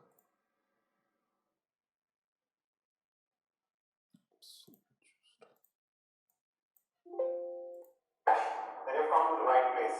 I'm Kush Sharma, and I've created an external flash for beginners course that will teach you how to use this. Right, so that sounds pretty bad. So there are 2 little changes that we'll have to make here, which is we'll have to just, first of all, if you just saw this video, I'm not really saying anything here because the video starts right from here. So I'm just going to trim this right at this point. Just going to cut it, and I'm just going to delete it, and I'm just going to right click and click on ripple delete. So this, now we have got this sorted. Now it's time to sort out our audio. So I'm going to just go to the audio file, and I have a separate audio recorded for this, which is called audio intro, which was recorded by another mic which I'm wearing here, the collar mic. And I'm just going to drag this here, and then of course you know the drill, we just have to right click and click on synchronize. So make sure audio is selected, and it's just going to move my video here. And now if I take it here, and what I'm going to do is I'm going to, of course, just like last time I showed you, I'm going to mute this track because this is the audio which we don't require. So I'm just going to click on M. Okay, and now let's listen to this. You want to learn how to use an external flash? Then you've come to the right place. I'm Kush Sharma, and you can see this sounds fantastic. So I am just going to delete this now, the remaining part of the audio. And we have got our first. I'm just going to click ripple delete, and this part is sorted. So you can see here, we've got the nice audio. We've trimmed this clip. And next level. Let's just listen to this. That will teach you how to use this amazing piece of equipment in order to take your photography to the next level. So let's see what's inside this course. Okay, and now is the time when these main items that we had here, which is going to form a part of the promo, where I'm basically showing, you know, just giving a snippet of or a preview of some of the clips that are there in this course. So they are just miscellaneous clips from the course, and we're just going to put them all together. And then we have this nice audio here, which is like an inspiring music, which is just going to come in the background, and it's all going to come together to form a really nice short promo. And of course, during this whole process, you're going to be learning a lot of new and small things which can sometimes be very, very crucial. So let's start the process. All right, welcome back. So let's continue with our edit. It's time to now put our small preview clips after this. So this is going to be a pretty easy task. We're going to go to our clips folder. We have 7 of them, main promo 1 to main promo 7. So let's just start putting them all together. Okay, it's main promo 3. I can also put them all together by selecting all of them. That's okay.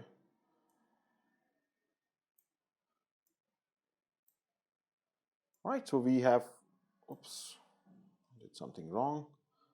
It is main promo 7. Oh, it's gone on top. Okay. All right, so we have, just going to press on ripple delete just to put them all together. And a little gap here, which I'm just going to fill by this. Now, what I've done here is, on most of these clips, actually, I had removed the audio. So that's why you can't really see any audio forms here, except for, I think I forgot to do that in main promo 7. It's not a big deal. We don't need the audio from these clips. They are just different clips that I have. And I'm also going to be talking about these things that you're seeing, which are called as titles, or this text that you're seeing. I'm going to be talking about this also, but they are basically just clips which have these titles. Some of them have the titles, some of them don't have it. And I'm going to be telling you how to make these also in this video. But we don't need any audio. The audio is not important because we have a music which is going to come here, and that's going to run in this promo. So there's just going to be these clips and the music. That's how usually promos are, right? So what I'm going to do is I'm just going to select all of them, and I'm just going to click on unlink, and I'm just going to delete all these audios because they're not really required. Otherwise, they're already muted anyway because this track is muted, so it's okay, right? But right now we just have these clips. Okay. Another way to do this is, if you were to get a certain part of these clips into this, you can just double click on this. The source monitor would have opened, and you can select your in and out points and brought them here, right? That's the second way of doing. We've already seen that, but I already got what I required initially when I made these clips for this purpose, for this course. These clips are exactly what we need for the promo. So we don't need to trim most of them. There'll be some amount of trimming, but not too much. So they're already of the correct duration. Right, so now it's time to put our audio right here on this track. So remember, track 1, A1 here was the audio which we don't require, but it was essential in order to sync this part where I was talking, right? So this track has been utilized. This was the track where we put the audio, the external audio, and now on audio 3 we're going to put our music. Okay, that's how things work. So we're going to open, and this music is the one I actually used when I actually created the promo also. I really love this song. So let's just have a, let's listen to this. Now you're going to find one problem. The moment I start playing, there's going to be an issue. So just see. You want to learn how to use an external flash and come to the right place. Right now what is happening is that this part is, the music is overpowering my audio when I'm speaking. So this will be fine when, if we, let's say for this part where the clips start like this.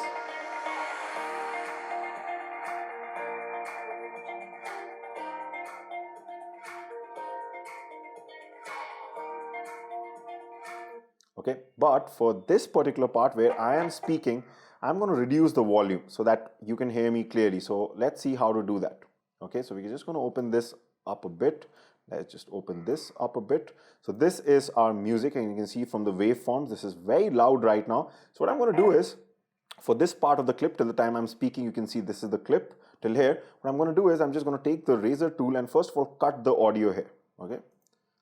So, and now what I can do is, you already know how to change the volume of the particular audio track, which is by moving this bar down. So I'm just going to do that for this particular part. And you can see it's not affecting this part because we've cut it out. Now this is a separate part.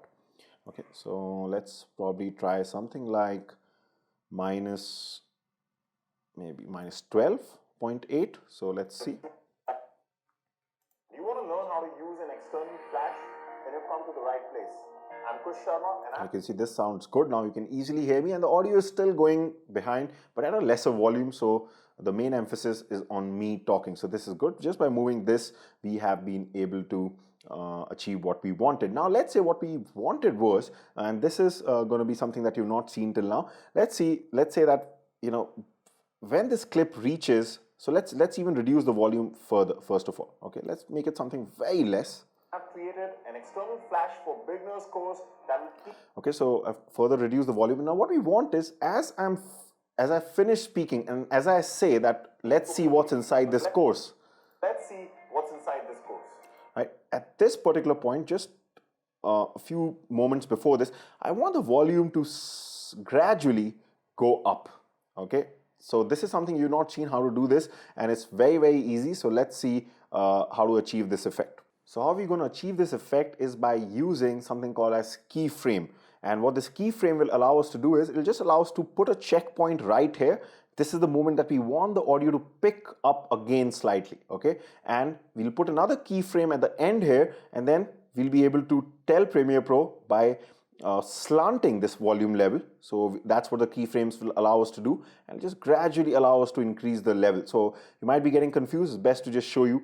So how you can access the keyframes is, if I just remember, this is how you expand when you hover this icon here, and you get this little icon just to expand your audio a bit. And I can just move it down, and I'm just going to do it slightly more. And if you just expand this, you get this little thing here which says add or remove keyframe. Okay. Now this is the point, my indicator is at this point where I want the audio to start picking up. So my first keyframe is going to come here. So I'm just going to click on this little thing, and you'll see that we get this little point here. Okay. Now, if I were to, increase the volume very abruptly, then even one keyframe can help you, because I can just, no, actually one keyframe cannot help you. So I'll have to put the other keyframe. So let me show you what I mean. So we have to now go to the end of the clip, and I'm just going to click on the down arrow to take me to the end. And this is where, just make sure your audio is selected. This is where I'm going to put another keyframe. So now we have one keyframe here, we have one keyframe there. And now what this allows you to do is, now if I move this volume up, this little bar here that we've been using to change the volume is going to move like this. Okay, that's because the two keyframes help us anchor this volume level. So I can just either dip it or I can increase it. To be frank, I think it would make sense if this actually dips rather than increasing it, because I want things to go slightly quieter, because after that, when this main video starts, where the clip starts showing, that's when I want the full audio to come actually. So let's do the opposite of what I was saying. Let's actually dip it down as I'm finishing speaking, okay? So, and I can probably raise this part slightly more. Yeah, I think that would make more sense. So let's see now. And let's do the other thing also. Let's also, when this starts, I want it to be less and gradually move upward. So it's going to remain, the process is going to remain the same. I'm just going to put one more keyframe here. Let's go to the start. Let's put one here. Let's do this. So you can dip or increase audio anytime that you want by using these keyframes. It's very, very easy. So now let's listen to this.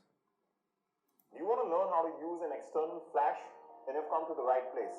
I'm Kush Sharma and I've created an external flash for beginners course that will teach you how to now we'll use start this going down. amazing piece of equipment in order to take your photography to the next level.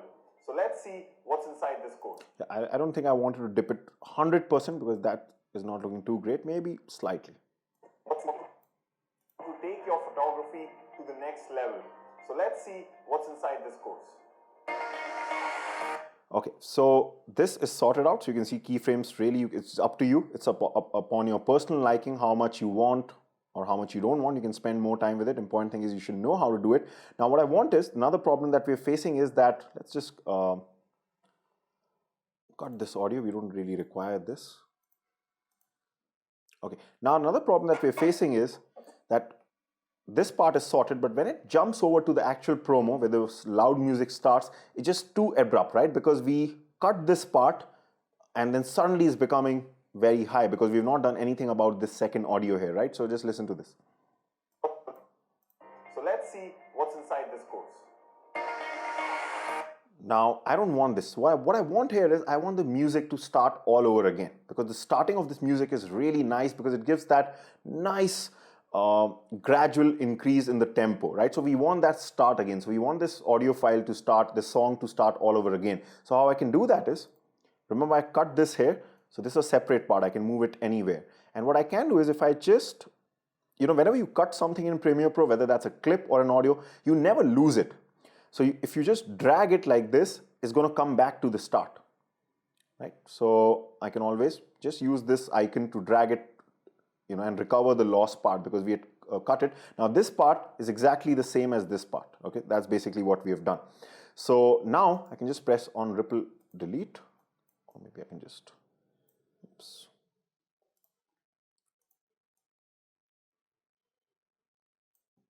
Sometimes when you have something on top, which has already been put together, the ripple delete function does not work, right? So if there are multiple layers, sometimes you might find that the ripple delete function does not work. In that case, you can manually also just put it back. Now let's listen to this. I think this is going to sound much better. And I think by mistake, I had raised the volume here. So let me just bring it back slightly to the lesser part. Okay, because this is already too loud. Now let's listen to this. For beginners course that will teach you how to use this amazing piece of equipment in order to take your photography to the next level. So let's see what's inside this course. Audio Jungle. You can see this looks absolutely, or sounds rather, absolutely perfect because we're starting the song all over again. We're getting that nice gradual increase in the loudness of the music. And I think I can just drag it till here because we're not going to be needing this. So this is kind of sorted. Now is the time that we get to the creative part. Okay, so what we want to do is, let's just see how this video is looking. And when it comes to this third or fourth clip, we're going to be doing something. So let's see. Is the time that we get to the creative part. Okay, so what we want to do is, let's just see how this video is looking. And when it comes to this third or fourth clip, we're going to be doing something. So let's see.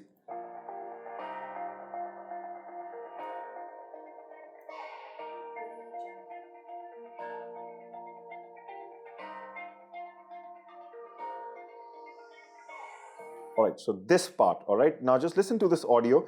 There's a sudden increase in the tempo and the volume with that one particular beat that comes. I think it comes somewhere around here.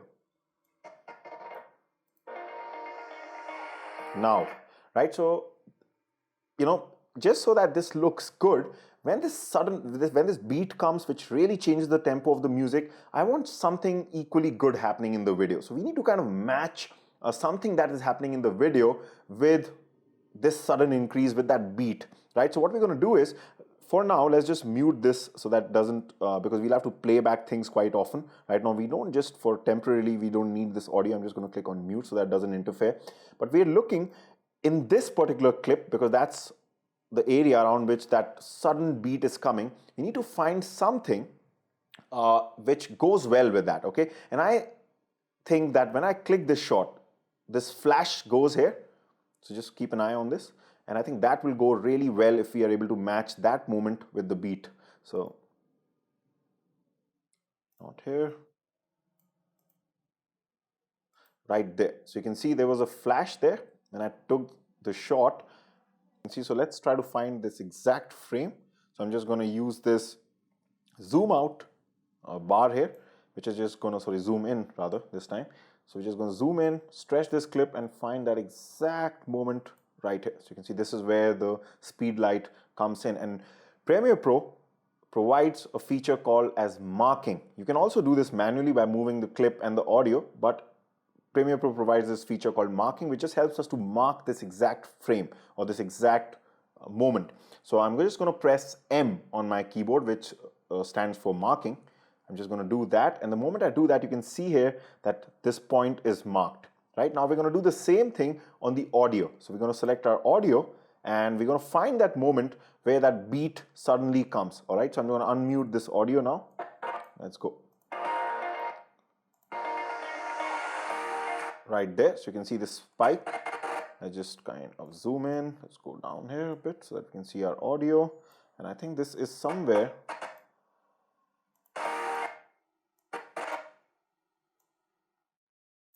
I think this is the point, but let's just double check this. All right, so we found our point, which is this. So I'm just going to press on M here, and you can see we've got this marker here also. And now we have the task of getting both these markers together. So right now you can see they're slightly off. That means this speed light is going off and then the beat is coming. So we just have to match them together. This might involve slightly a bit of moving around of these clips. So what we can do is, for example, let's say we can just cut this clip a bit, move this till the point Premiere Pro shows us that both the markers are together. Okay, so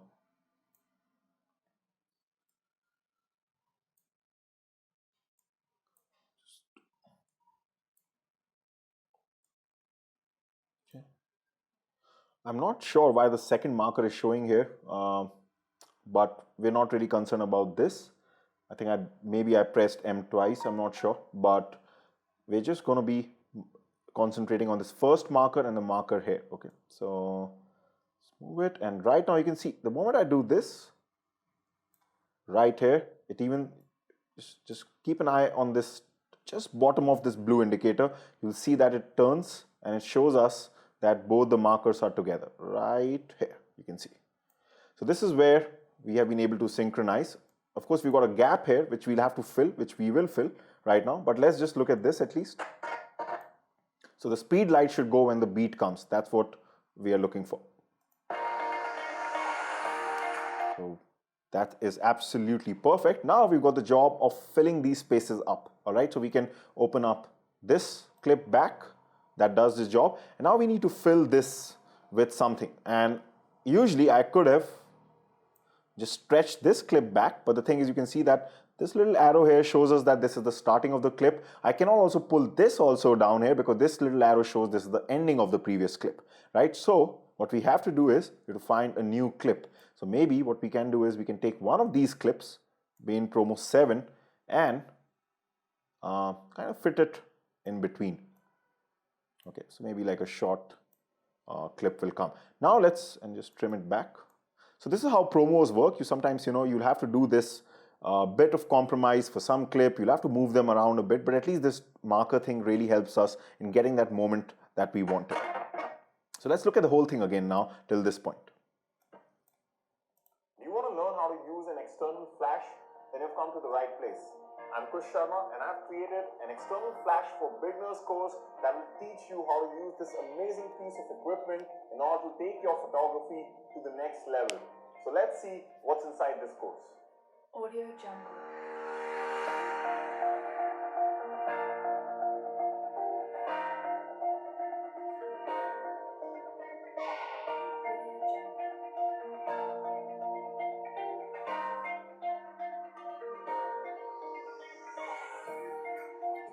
You can see this is absolutely perfect. We have been able to put all the clips together, and that moment where we marked it is coming out together. There was just a bit of a problem, which was that I think when this clip started, I just have this part here, which I can easily correct.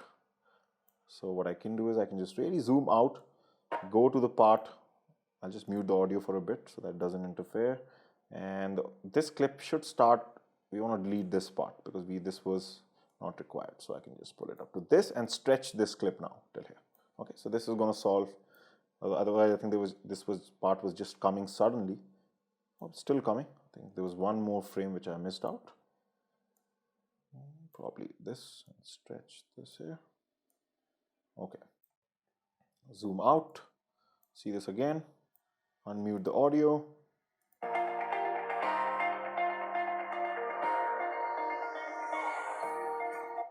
Absolutely perfect. All right, so you can see that this promo is already starting to look good. Let's continue editing this. All right, welcome back. So we have been doing a lot of things to this video. It's coming out really nice. Now, one more thing we're going to add here is that we're going to add a title at the beginning. So a title is just going to be a text that comes in, in the beginning, which just says let's say, external flash for beginners course or something like that. You can put any text, right? So what we're going to do is it's going to come right in the, front here. So we're just going to move all this. I've selected all these things. And I'm just going to move it let's say slightly this much, and let's say we want this to be around 5 to 6 seconds. You can see the seconds here. So this much duration is fine. And then what we're going to do here is we have this black screen here because there's nothing here. On top of this, we're going to be putting a text or our title, which can be done from here. So if you go on this toolbar and you see this type tool here, this is what we're going to use in order to create our title. So let's do that. So I'm just going to very simple, and I'm just going to drag this, and I'll just type external. Oops, it's coming slightly small. So I'm just going to select all this, and you're going to see this. The moment you put in the text tool here, this turns to essential graphics here. If you're not seeing this, you can open on this window, essential graphics, and you can change a lot of things from here. Like I can increase the font size. I can even increase the look of the font, to anything that I want. So all this, you'll get used to all this. And right now, I'm just going to write external. I think that's too big, so I'm just going to select all this, maybe make it slightly smaller. Okay, external flash for beginners. Right now, I can also align this using these alignment tools. I can get it in the center and all these things, or you can even manually move this by using these things. Okay, somewhere about that is pretty cool. I'm just going to increase the length so that this just touches this. Now we have this entire thing covered before our video starts. Now what I want to do is just to give it a slightly cool effect. We want this to go from a completely faded out. So that means it's completely of zero opacity, and then slowly just comes on this text. So how you're going to do that is we're going to be using this effect controls window here. If you're not seeing this, again, click this arrow, select effect controls, and make sure that this text layer is selected. Okay, that means we're working on this text layer. And here, just like this, we have some very similar options here also. That means I can use even this option to scale it, just like we were doing it for the video. I can also move its position, x-axis, y-axis, and we also have something called as opacity, which is what we'll be using for that effect, because opacity means if I take this opacity down to 0, you can see it completely disappears. You can see this opacity is here also. They're kind of the same thing. And the same opacity is here also. So you can, in fact, both of them move together. You can see that, right? So what we're going to do is, first of all, we're going to set the opacity to 0, because when this video starts, we want this text to be not visible and slowly, gradually come. Okay, so what I'm going to do is, and how this works is, I'm going to take my timeline indicator, which is here. I'm going to take it to the start, absolutely to the start where this layer starts. Okay, this thing. And now what I'm going to do is, you can see this timeline also here. So if I just push this slightly, you're actually seeing this. You can see if I move this, this also moves, but this is only showing me the timeline of not the whole video, of only this layer. Okay, and you can see here both move together, this and this. So this is only the timeline of this text or the title layer that we are using. Okay, so what we're going to do is when it's at the start, we'll put the opacity at 0. And what you'll see is, I'm not sure if you can see, there's a little shape that comes here. This is called as a keyframe, similar to the keyframe that we created for our audio. Okay, so even any layer can have a keyframe. So now this keyframe automatically comes when I change the opacity to 0. And now what I can do is, let's say when this reaches somewhere around this part in the middle, I want the opacity to fully go to 100. Okay, so that is going to go from this 0 opacity faded look to not being there to suddenly gradually come all the way to 100% like this. You can actually see the effect. It's going to be something like this. Okay, so and the moment I take it to 100, you can see it automatically creates another keyframe. And between these two keyframes, we're actually going from 0 to 100. You can see this. Keep an eye on this. Okay, 0 to 100. It's a nice effect. And at the end of it, okay, so if I take it to the end, so I'm just going to again take this right here, maybe just open this up. Okay, right about here, I want another keyframe. So you can see the timeline indicator has gone to the end here. I want the opacity to go back to 0. So it's going to come like this and then it's going to fade out. So the moment I select this to 0, you can see there's another keyframe that is automatically added. So this goes from 0 to 100 and back to 0. So let's see how this effect will actually look like. So let me take my timeline indicator all the way to the start and let's see how this looks. So I'm going to play this 0 to 100 and now 100 to 0. That looks pretty cool. Once again, the 3 keyframes are doing their job and you don't have to manually add those keyframes. When you change your opacity, it's automatically going to happen. So let's play it again. See, this looks really nice. Okay, and when it comes to making slightly more advanced titles, like the ones that you are seeing, let me just mute this audio so that this doesn't interfere when I move this. You can see here the titles that kind of look slightly more advanced, like the ones that come here. Right now, you can also make these. It just slightly takes more effort. What I normally prefer is I actually like to just buy these things, and I'll show you one very amazing website which will just help you get ready-made titles like this. And the website that I use is called themeforest.net. So if you go to themeforest.net, you can get a lot of things here like graphics, even codes, different videos. But if you go to video and you type Premiere Pro titles, let's say, and you're going to find a lot of ready-made titles. For example, you can see a preview of what you're going to find. So let's click on this. For example, it's going to show us, of course it's paid, but it's not too much. I feel it's totally worth it. I usually buy this. It kind of gives you a preview of what you're going to get. So things like these,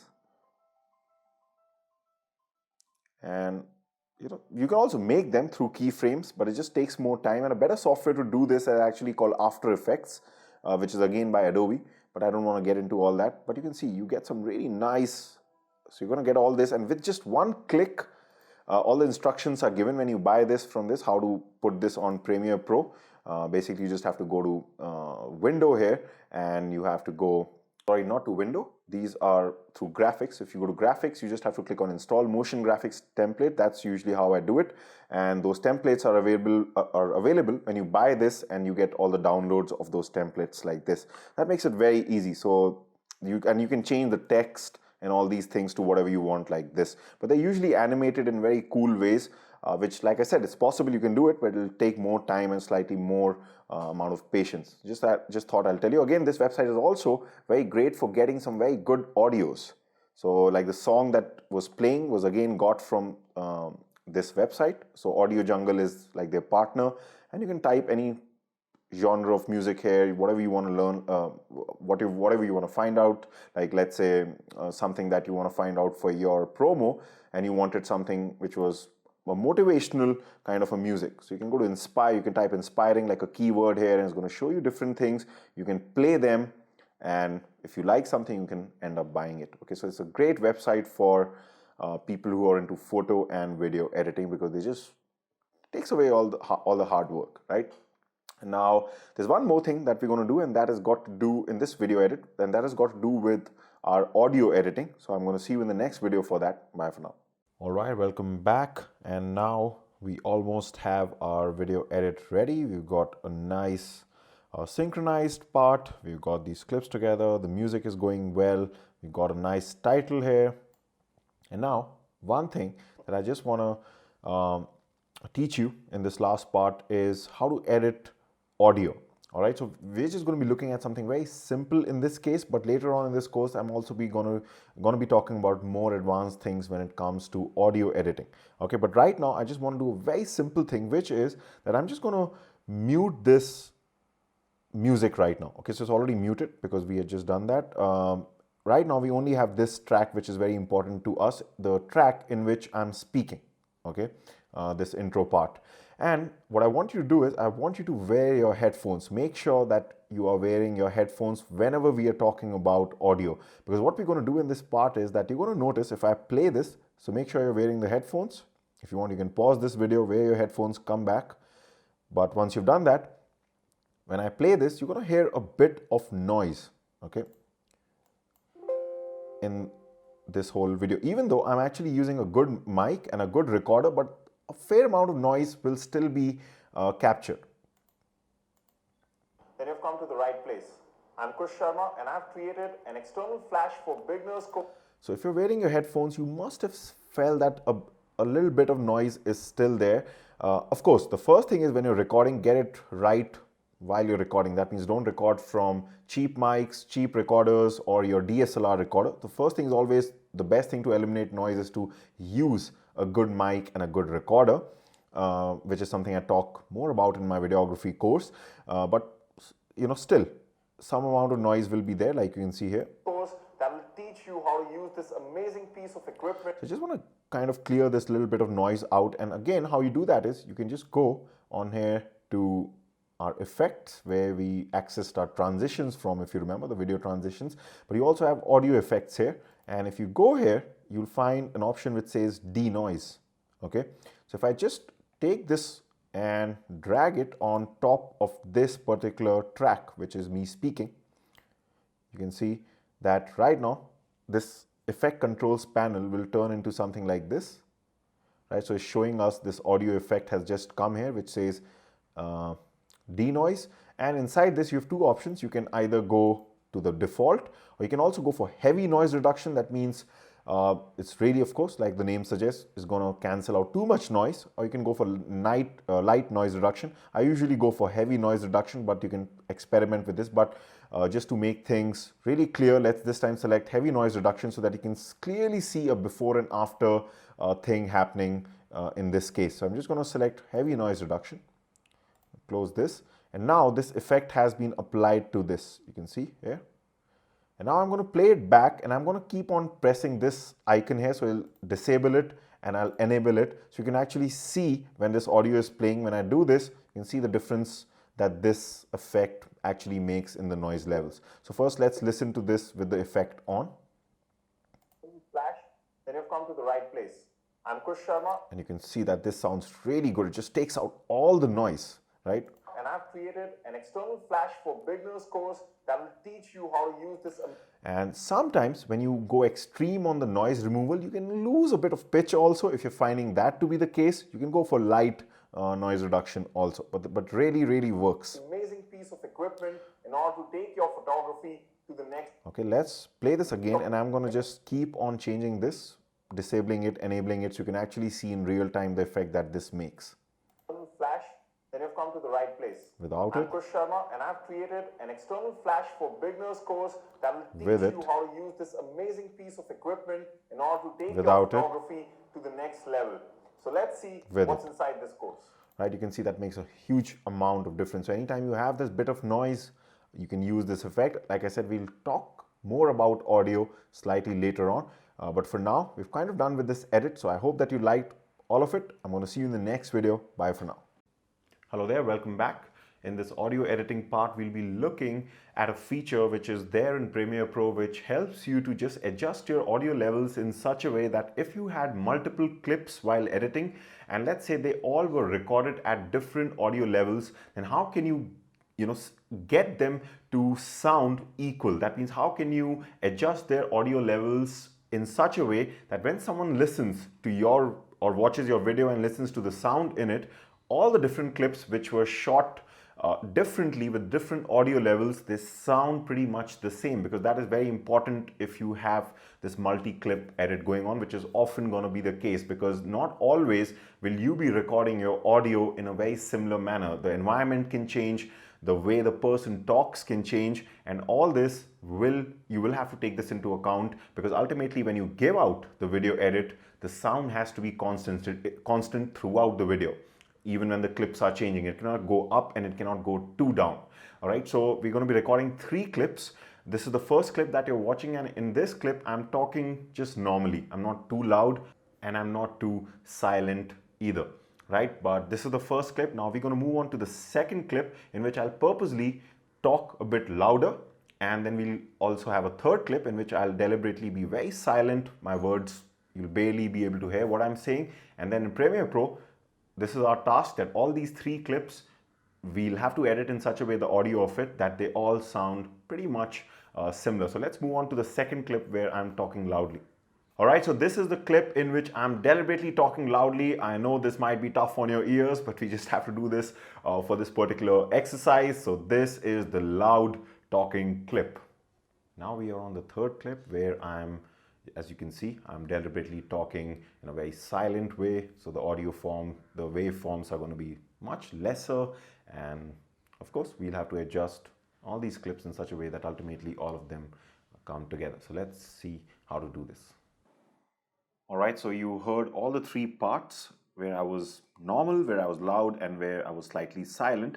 So let's open up these 3 different clips. I've just divided them into 3 different clips, which you can find under the audio editing folder. So one will be called lesser audio level, one is loud audio level, and the starting part was the normal audio level, right? So let's open the normal audio level first. In fact, I should have just imported all 3. You can just do that. So let's import lesser and loud also, and we'll put normal audio first. So I'm just going to drag this. This was the intro of the video where I was talking normally. And I'm just going to open up this waveform. So we're kind of concentrating, and of course, make sure you're wearing your headphones. That's very important in any audio exercise. Then I'm just going to drag this so that you can see the waveforms are going to be important here in this particular exercise. So you can see this is the normal one, and you can see the waveforms are just pretty much normal. Now let's open the loud one. That was the second clip. So I'm just going to drag the loud one here, and you can immediately see. Let me just open this up further. You can see this time the levels are just slightly more than this, right? The waveforms are bigger. And then let me drag the lesser audio level, in which I was silent. You can see this time it's way less as compared to the normal one, and definitely way less compared to this one, right? So of course we're getting all these different sound levels like this. All these 3 clips, we'll have to edit in such a way the audio. So this is normal, tough on your ears, but we just have to do this for this particular exercise. So this is the loud. So this, to be frank, I should have been even louder, but I didn't really want to shout part, because this is kind of looking similar to this, but it's still just slightly more.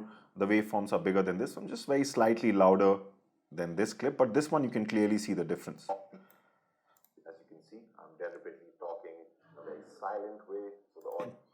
So one way to correct this is to do the manual way. That means we can move this audio, the band that we've been seeing. So let's say I can just do something like I can move this up, and then this is going to increase the volume. Audio form, the waveforms are going to be right. But the problem can come if you have too many of these clips. With 3 clips, yes, maybe you can even do this. But if you have too many clips and they all have different volume levels, to do this manually for each clip can be slightly time consuming. So Adobe gives a great feature for this, which is that you can select all of these together, okay? And then you right click on any of the clips once you've selected all of them together, and you go to this option called as audio gain, okay? And this is where we can use this option which says normalize all peaks to. So I'm going to explain to you what this exactly means, okay? So I'm just going to, right now I'm just going to click on cancel. So first of all, how this works is that, let me take, for example, let's take this clip in which I was speaking very silently, right? So I'm just going to only select this clip and go to that option which says audio gain. And what this tells you is, right now you can see something called as peak amplitude, and it says it's minus 13.8 decibel. What this means is that the peak basically means what is the loudest part in this audio, okay?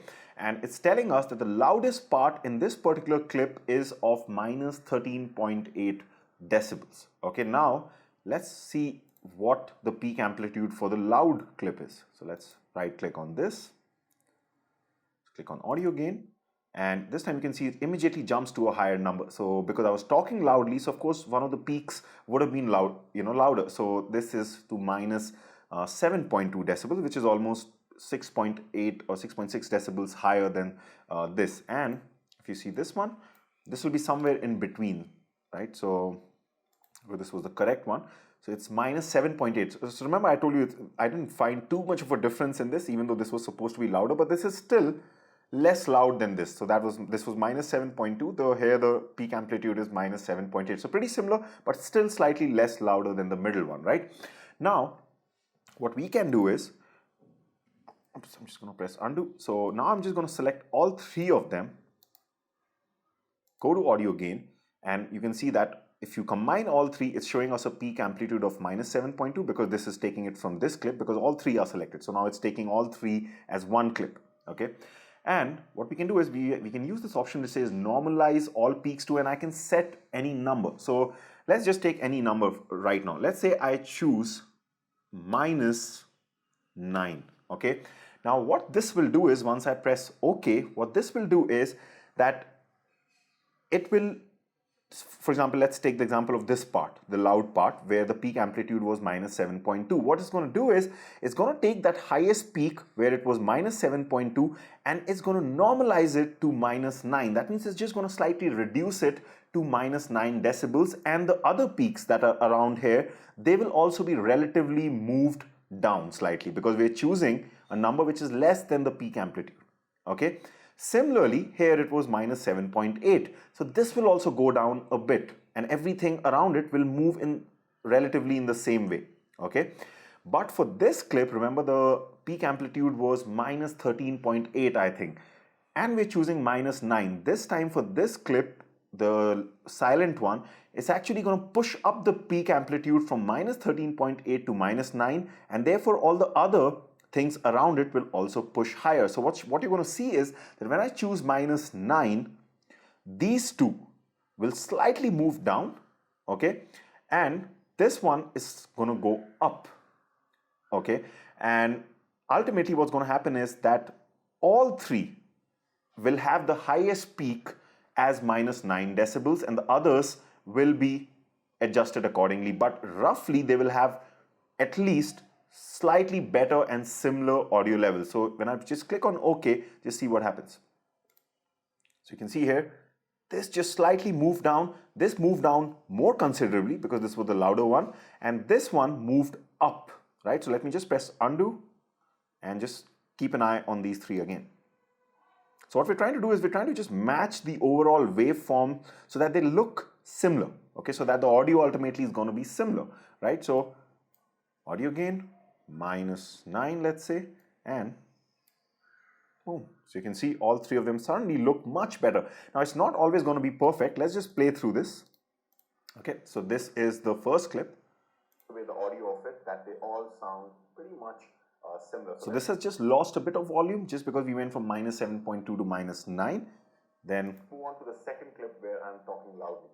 Alright, so this is the clip in which I'm deliberately talking loudly. So you can see now this sounds way better than last time. It's still slightly louder because, like I said, this is not going to work absolutely perfectly because volume is not just about the peak amplitude, right? It's also about a lot of other things, the emphasis by which I'm talking, the pitch, the clarity, and that is obviously, the tone is going to be naturally higher because I was kind of shouting in this, but it still gives us a better waveform. So you can see when I play through this, I know this might be tough on your ears, but we just have to do this for this particular. and a massive difference is going to come in this clip. So where I was very silent.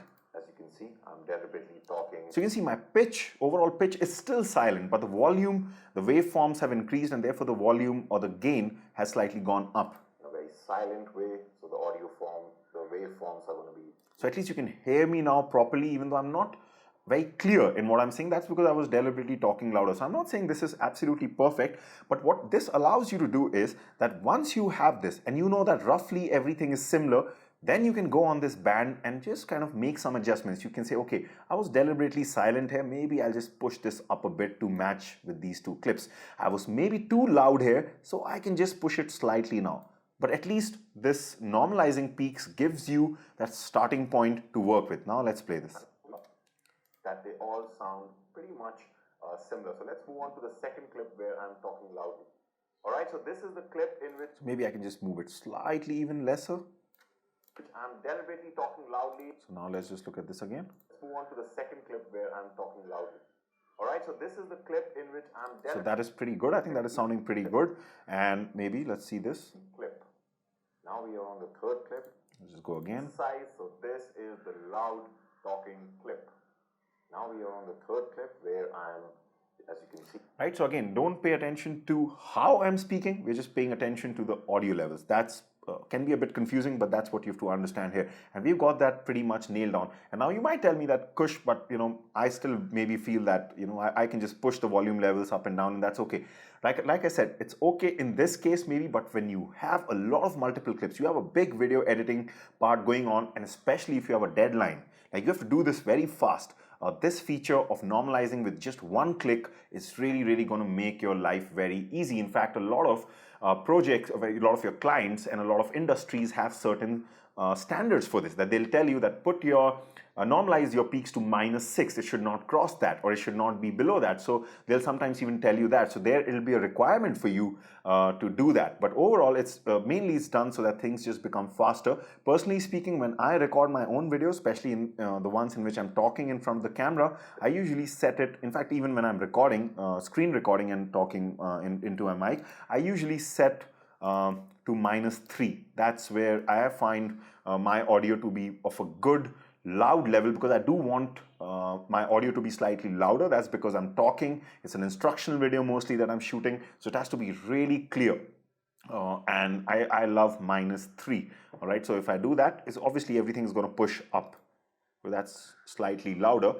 And one thing that you have to just make sure is whenever you're running your audio, to the second clip where I'm okay, always keep an eye on this meter, which is called as the audio meter on the right side here. All right, and what this allows you to do is just make sure that this never reaches this point here, which is going to turn red. So let me show you what that means. That means that you're going to start to get distortion in your audio. The peak is too much and it's going to just cause a lot of distortion. It's going to sound very bad. So let's say if I were to go to audio gain and put something like +3, let's say, or 3.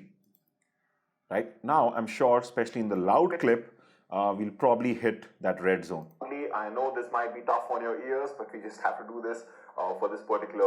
Okay, still not, but let me just increase it to probably, just for this video sake, I'm just going to play it right now. Exercise. And boom, you can see immediately it shows you this red. That means we have kind of crossed this ceiling, which you should never. So always keep an eye. Normally it's not going to happen unless until you've recorded too loudly or in a very bad way, but just a general tip that always watch out for this. They should never touch and get this, you should never get these red things here. All right, so usually I like -3, but you can experiment with what is exactly the normalizing level that you like for your audio. Some people like it slightly lesser, some people like it slightly more. Also will depend on the type of video that you're shooting. You can research this also on the net. You'll kind of get an idea of what is the standard that different industries also use. But I just thought I'll introduce you to this concept, so I hope that you like this. I'll see you in the next video where we will continue with audio editing. So I'll see you there. Bye for now. Hello there, welcome back. We are continuing with audio editing, and this time we're going to learn about a very important effect, a very useful effect called as the high pass filter. And using this effect is really going to take your audio to the next level. So let's see how this works. You've already downloaded the audio editing folder, and within that folder you will find two clips, one clip and one audio, which is called wind and noise video and wind and noise audio. So we'll just have to import these two things into Premiere Pro. And once they come here, just drag this here to create a sequence. And then this is the separate audio that I recorded. This is kind of a long file, so I gave you a trimmed version of the video, but I did not trim the audio. But that's okay. Once we synchronize this, this is going to come into effect. So this audio is being recorded by this mic here. And as you'll see, what you're going to see in this video is that I'm going to be talking on this beach. So this is one of the videos from my DSLR photography video course where I'm showing you how to use a 10-stop ND filter for long exposure photography. And since I was recording this video in the beach, there was a lot of wind. And we're going to see how to correct things like wind, let's say the noise of a fan, and all these different sorts of things. We're going to understand why they come in our audio and how we can get rid of them, because this is something that you'll often find in your audio recordings too. So let's get started. So first of all, we'll have to synchronize this audio and this video, because if you just listen to the audio recorded by the DSLR, so let me just mute this track for a second. If you just listen to the original, it's almost not, it'll be inaudible because the wind was too strong here. So let's see this. You can see that this is just too tough on the ears and it just doesn't make any sense. So one tip straight away, like I keep giving you again and again, always use an external mic. The very fact that I had the external mic here allows me to get a slightly better audio even in such a windy condition. So that is one straight way to get good audio, is to use an external mic and not to use the DSLR mic. So let's quickly synchronize both of them. Let's unmute this and just going to click on synchronize, click on audio, and boom, it's somewhere in the center here, you can see. So I can just trim these parts. I don't require these two sides. Just going to cut it, press on ripple delete, and now we have our audio which was recorded by this particular mic. So I'll mute this bad audio recorded by the DSLR, and now you'll see this at least is going to be better. Hi, this is Kush from Creative Path Photography, and we are at Arambul Beach here in Goa. Right, so at least we solved one problem, which was at least get a recognizable audio. Right, now the next thing I'm going to do here is that is something that we learned in the last video. So remember, I usually for my instructional videos, I like to normalize my peaks to -3. That's the level which I really like. So I'm just going to right click on this. I'm going to click on audio gain, and I'm just going to select normalize all peaks, and I'm going to select rather -3, and that is going to have some change in our audio form. So again, this was the original, it's too loud, and just going to normalize all this to -3, just slightly goes down, right? So this is something I like doing. Now is the main thing that we're going to learn in this video, which is the high pass filter. So what I want you to do is, of course, make sure you're wearing your headphones, and I'm just going to play a bit of this clip even with this good audio. And what you're going to find is that because I'm shooting this in the windy environment, the wind usually will cause a lot of rumbling sound in the audio, even if you're recording it with a good mic. And we want to get rid of those rumbling sounds that come from the wind. It can come even from cars or trucks going by in a highway. It can come from fans if you're recording in a room. So anytime you have a rumbling, anything that can create a rumbling, kind of an annoying sound, those type of sounds are usually called as low frequency sounds. That's what we're going to learn. Okay, now before we get started, let me also, because as a videographer and as a photographer, my job is always to tell you that try to get everything right when you're shooting and limit yourself when it comes to editing. So one of the things you can get you can do in order to reduce the distortion and all this rumbling from the wind is to use always, when you're shooting in windy conditions, is to use what we call as a wind screen, or also called as a wind shield. Okay, those are these things that you see which go on top of the mic, right? These are very important. If you have them on the mic, like for example, I have got it on my collar mic or my lapel mic here, a small windshield. Always use them, especially in windy environments. Okay, that itself is going to make a huge difference, because if you don't do that, whatever else I'm going to show you in this video, it still may not work if it was too windy and you were not using a windshield or a windscreen. Okay, so I thought I'll mention that before starting the editing part. Now that we have this, we can still improve it. So I'm just going to play it for a bit. Hear this very carefully. Pay attention to the sound of the wind that will be coming. Okay, so I'm just going to play for a few seconds. Hi, this is Kush from Creative Path Photography, and we are at Arambol Beach here in Goa. And in this video, I'll be showing you how to use a very strong 10-stop neutral density filter to take some extreme long exposure shots. It's going to be complex. Right, so you can hear that. You can hear a lot of things, the sound of the ocean, there's a bit of noise, and of course you can hear that rumbling of the wind. So how do you get rid of that? Well, you go to effects here, and then you go to audio effects, and what you have to look out for is something called as a high pass filter. Okay, now I'm just going to select this, drag it on top of the audio, and what you'll find is in the effect controls panel here, now apart from volume, you're also seeing high pass, right? And this has a certain number here, which we're going to talk about what this number means and what this does.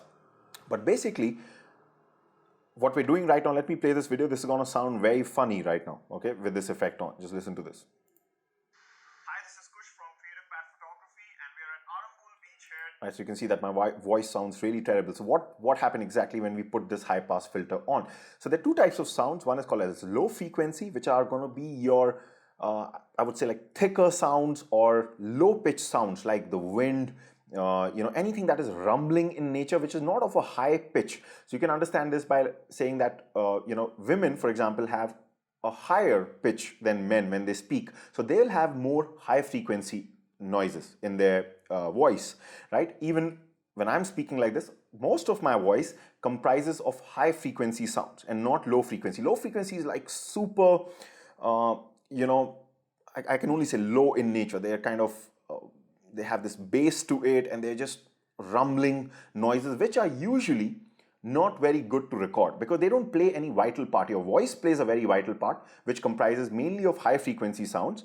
And the other things, the distractions around it, are usually going to be low frequency sounds like the fan and all these things. It can be an air conditioner that you have on, but those things are not required, right? So what this high pass filter does, as the name suggests, is it allows you to cut those low frequency sounds. When you put this filter on your audio, it just cuts those low frequency sounds. And what this number here means is that you can select the range of frequency that you want to cut. So this is hertz, which is the unit of frequency, right? So you can select how much of the low frequency you want to cut. Now, by default, it was set to somewhere around 1300. And what that did was, anything that is below this number, the frequency will not be allowed to pass through. Okay, but because this is such a high number, what is happening is a lot of the frequency from my own voice is also being taken away. So think of high pass filter as a gate. You set how much this gate is open or closed, and very few things can pass through the gate if this number is very high. That means the low frequency sounds will, you can stop them. But if this number is too high, then also some of the high frequency sounds will not be allowed to pass. Okay, and that's why what is happening is when I play this, my voice is sounding funny because we have such a high number. So a lot of the high frequency sounds, the pitch also is being restricted by this gate or this filter. Okay, so therefore it's slightly sounding funny. So the solution to this is, I usually like to use a lower number, something like on the lines of 150. Okay, and what this does is it'll retain most of the high frequency from my voice, but it'll just take out those super low frequencies like the wind and the other rumbling sounds that you have. So this, I find 130, 150, 100. You might even have to experiment a bit with your own noise, but usually it's very popular to use something like between 100 to 150. So now if I play back this video, what you'll find is my voice starts to sound normal again, but what we lose is we lose those the distractions like the wind, rumbling and all. Okay, so let's just play this at 150. Hi, this is Kush from Creative Pad Photography and we are at Arambol Beach here in Goa. And in this video, I'll be showing you how to use a very... Right, so you can see that the bad noise of the wind is gone. Now it might be tough for you to make out. So what I'm going to do is I'm just going to let this play for some time and I'm just going to keep on pressing this icon to disable it and then enable it so that you'll actually be able to see the difference in real time. Okay, so let's do this. So let's start with it on. Let's start rather with it off, and then I'm just going to, somewhere after a few seconds, I'll switch it on. So make sure you're wearing your headphones so that you'll be able to recognize this. Hi, this is Kush from Creative Pad Photography and we are at Arambol Beach here in Goa. And in this video, I'll be showing you how to use a very strong 10-stop neutral density filter to take some extreme long exposure shots. It's going to be complex because not only does this shot involve the usage of an ND filter, but it also involves the usage of an app, a mobile app, to calculate our exposure to get the correct shot. So let's...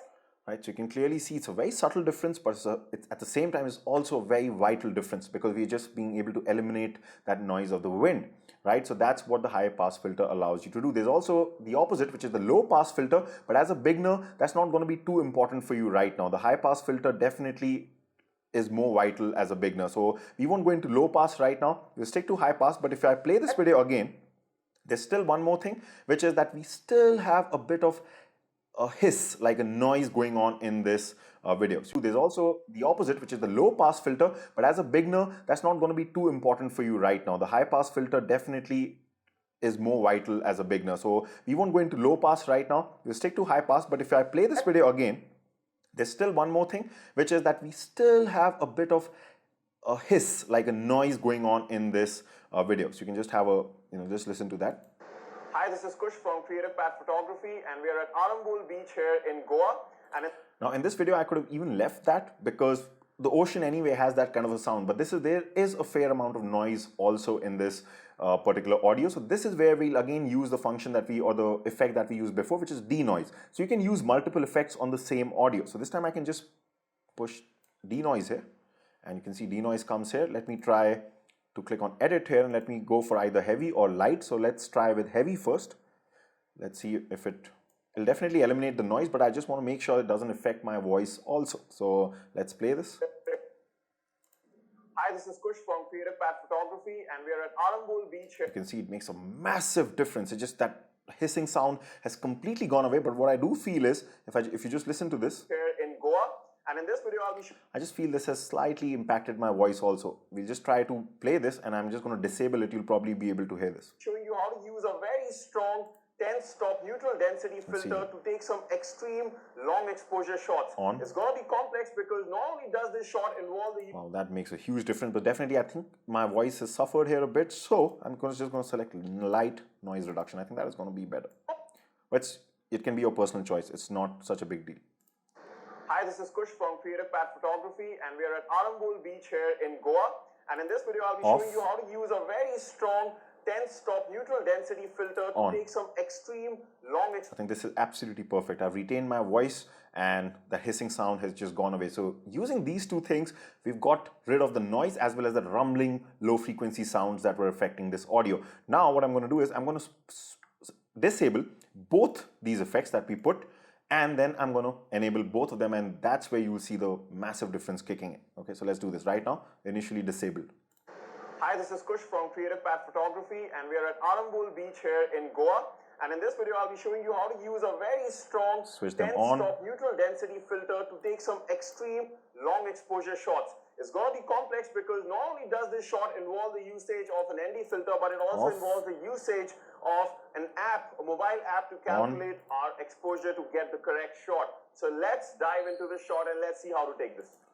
That was absolutely massive. You can see the difference was huge, and this is what these audio effects. There are a lot of effects here. I usually, in most of my video editing, I use these two for sure, DeNoise and high pass. There are some here like dynamics and all. I don't want to get into this right now. I do use those also, but those will be slightly tougher for you to understand as a beginner, and initially it may not be required, so I'm not going into that. But these two, I literally use it for all my audio editing. Okay, now one thing that you can do is that, because it can be slightly tiresome to every time pull these effects here. So what you can do is, once you've kind of figured out that you like a combination of these two, you can select both of them by pressing Control or Command and clicking on them, and then you can just right click and you can click on this option which says Save Preset. Okay, and I can just give it a name, like for example I can say Noise and High Pass. Okay, and then I can just save it, and then what I can do is, whenever I'm editing my video or audio, what I can do is, let's say, let me just delete these effects altogether. So let's say we were, this was our original, we have not touched this. Now what I can do is I can go to the effects here. At the top, you find something called as presets, right? So you can see that noise and high pass has come here. Now what I can do is I can just simply drag this and boom, you can see both of them come and our job is done. I simply have to drag it and my audio is ready to go. So that's what presets allow you to do. So I hope that you like this video and it helps you to take your audio to the next level. But always remember, get as many things right when you are shooting. All right. So I'll see you in the next video. Bye for now.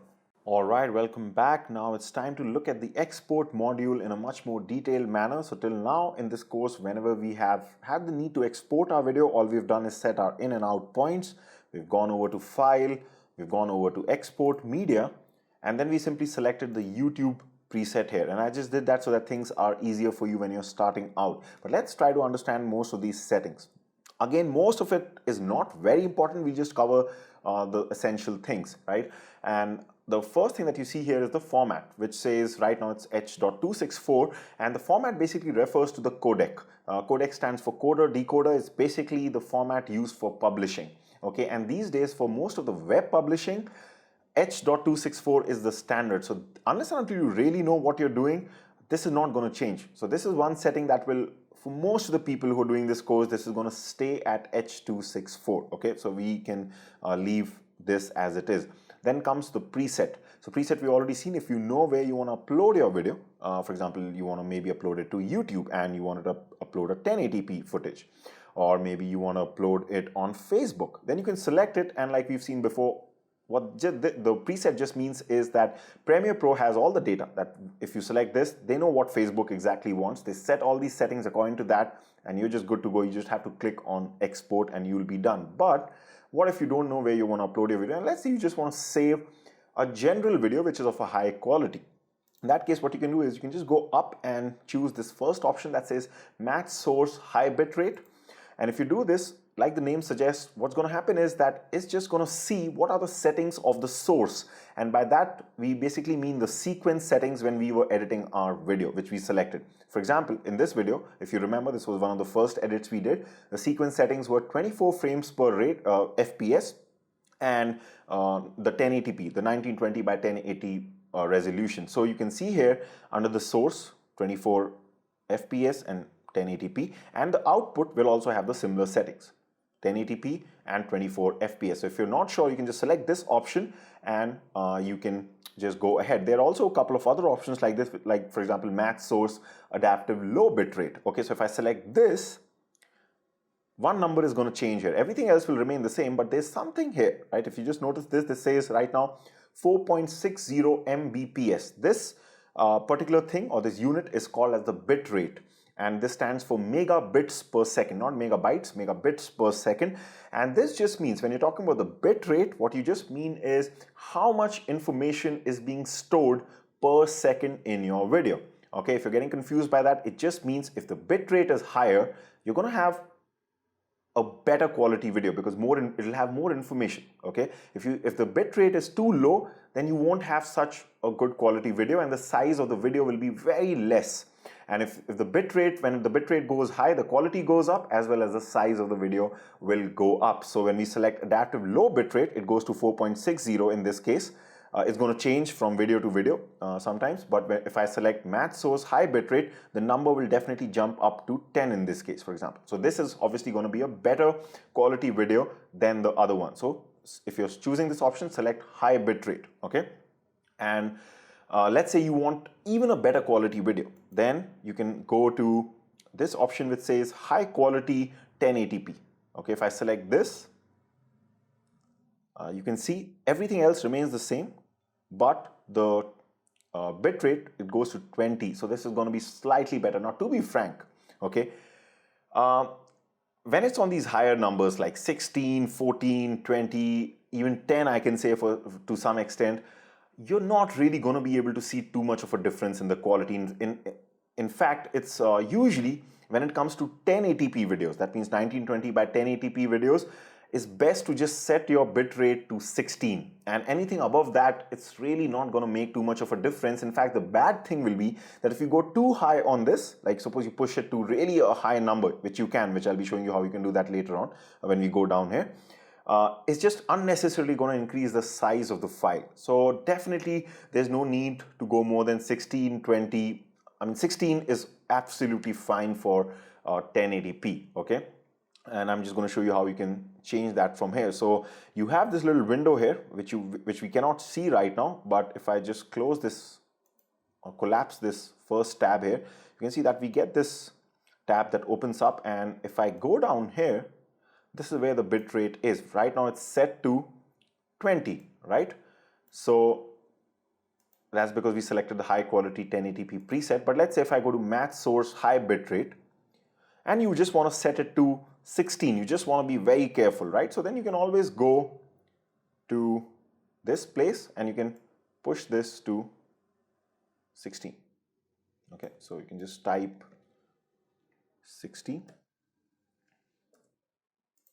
and you can do that also. But to be frank, unless and until this is like 1, 2, 3 or 4, it's not really going to make too much of a difference. So a lot of times I just simply select match source high bitrate and I'm happy with even 10 Mbps. So that's fine, but usually the standard is that when you're using a 1080p video, you can set it to 16 or higher. So if you're not comfortable with this or you feel it's not going to be good, you can always select this option, which is high quality 1080p HD. In that case, it'll take it to 20, or like I've shown you, you can also change this, right? Then let's just collapse this. Let's just go through the other settings here. So you can also, right now it's logged in because we're using a preset, but you can also change this by unchecking this, and you can select your own height and width. This is something you usually won't be doing, okay? And because obviously you want to export the same resolution video, but in the next video I'll be talking about what you can do in order to give a preview, let's say a preview video to your client, which is not the main video. Let's say your client is demanding the final video edit, and you know that there are going to be some changes, there might be some changes, so you don't, or maybe you've not got paid and you don't want to send the proper video. In that case, you purposely want to give them a low resolution file. So that's when you can come here and you can decrease the resolution, which we're going to talk about in the next video. But most of the times this is going to just let it be checked and let this stay where it is, okay? So most of the times these settings are not going to change. A lot of people change under the bitrate settings. Like I said, you can change this also if you want a bit. You can increase it to 16 for a 1080p video. That's where most people export their 1080p videos. Some people who are really absolutely perfectionist about quality, they might use VBR2 pass. In that case, your video, Premiere Pro goes through it twice and it just increases the quality of it, but it takes more time. So I would suggest just leave it at VBR1 pass, it's okay. Then there are a couple of other options here. You can check this, which says render at maximum depth.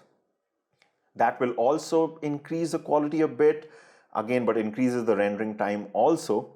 So I would suggest leave it unchecked. It's okay. It's not really going to make too much of a difference, okay? And similarly, when you come here, which says use maximum render quality, there's another similar option here.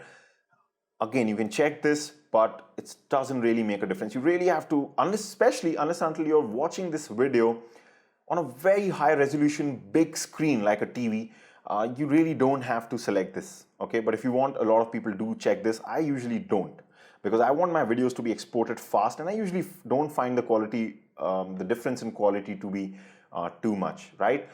The point I'm trying to make is you really won't have to change too much, except for probably if you want to be absolutely perfect about it, you can change the bitrate. Otherwise, to be frank, you'll just be going to the preset here, select it, and even if you directly export things, unless until you're not choosing something wrong, like adaptive low bit rate or something, a wrong resolution here, you're not going to be too wrong, to be frank, okay?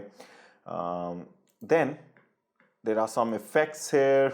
You can apply some lookup tables. We're going to be talking about this slightly later on. Right now you don't have to worry, but basically these are like presets which change the look of your video. They'll change the contrast, the brightness, and the color grading of the videos, and right now you don't have to worry about that. We'll talk about that in a future video. So you can leave this as it is. Video we've already seen, just leave it as it is, almost all of it. Bitrate, like I said, you can see before. Audio, again, you won't really be changing too much, okay, because it's just taking it everything from the source. So that's fine, and these options you really don't have to worry about. So yeah, most of it is gonna stay unchanged, okay? That's the whole point. The best thing to always do is, if you know where you're gonna upload your video, select that. Like for example, if I know I'm gonna select YouTube, if I wanna upload this video on YouTube, then just select that, because the thing is, Premiere, when you export this, because the settings are set according to YouTube, the final video that comes out after the rendering process finishes, the exported video, is gonna be of a lesser size, okay? And you might think that's a bad thing because a larger video would probably mean a better resolution, but if you know that you're uploading to YouTube, okay, YouTube anyway is gonna compress your video, all right? So if the settings are taken into account before, it doesn't really make a difference, but where it makes a difference is if it's a smaller sized video, it'll be easier for you to upload this to YouTube, right? Rather than uploading a super big file size, which is going to be ultimately compressed, but it's still going to take more time to upload on YouTube, right? But if you get everything right from here, it's going to be a very small file as compared to the other file, and it'll be much easier for you to upload. So your whole editing process will just become more efficient. You can also see the estimated file size here, which is often wrong, all right? So often don't go by this. Files are usually way smaller than what is projected here, okay? So yeah, that's all you really need to know about the export module. So like I said, if you know where you want to upload, select the preset. Otherwise you can go with match source, high bitrate, or something like high quality 1080p HD. You should be fine. The important thing is always pay attention to this output and source, okay? So if this was the source settings, you can see the frame rate and the resolution. And if you want to export the video with the same resolution and the same frame rate, which is almost often going to be the case, then just pay attention that nothing is changed here. The resolution is not different and the frame rate is not different, and you already know about the bitrate, that this should not be too low. For a 1080p video, 16 is absolutely fine. So that's all you need to know about the export module. Then you simply click on export and you will be good to go. The export process will start. So I hope that you like this video. In the next video, I'll be showing you how to export a video in such a way that you can give a very small, tiny preview file to your client. So I'm going to see you in that video. Bye for now. All right, welcome back. Now in this video, I quickly want to show you how to generate a preview file for your client so that you can just share something which is very small in size and just helps them come to know what you've done for them, without really having to send them the main edit. All right, so one of the best things you can do for that is just go over to the presets and select a YouTube preset which is of a lower resolution. For example, your video was 1080p, our video was 1080p, but we can select, for a preview, we can select 480p. So that's just gonna, make our video smaller. So you can see here, if I just collapse this, under the video settings, you can see this time the width and the height are according to the 480p. So this is much smaller, but good enough for a preview.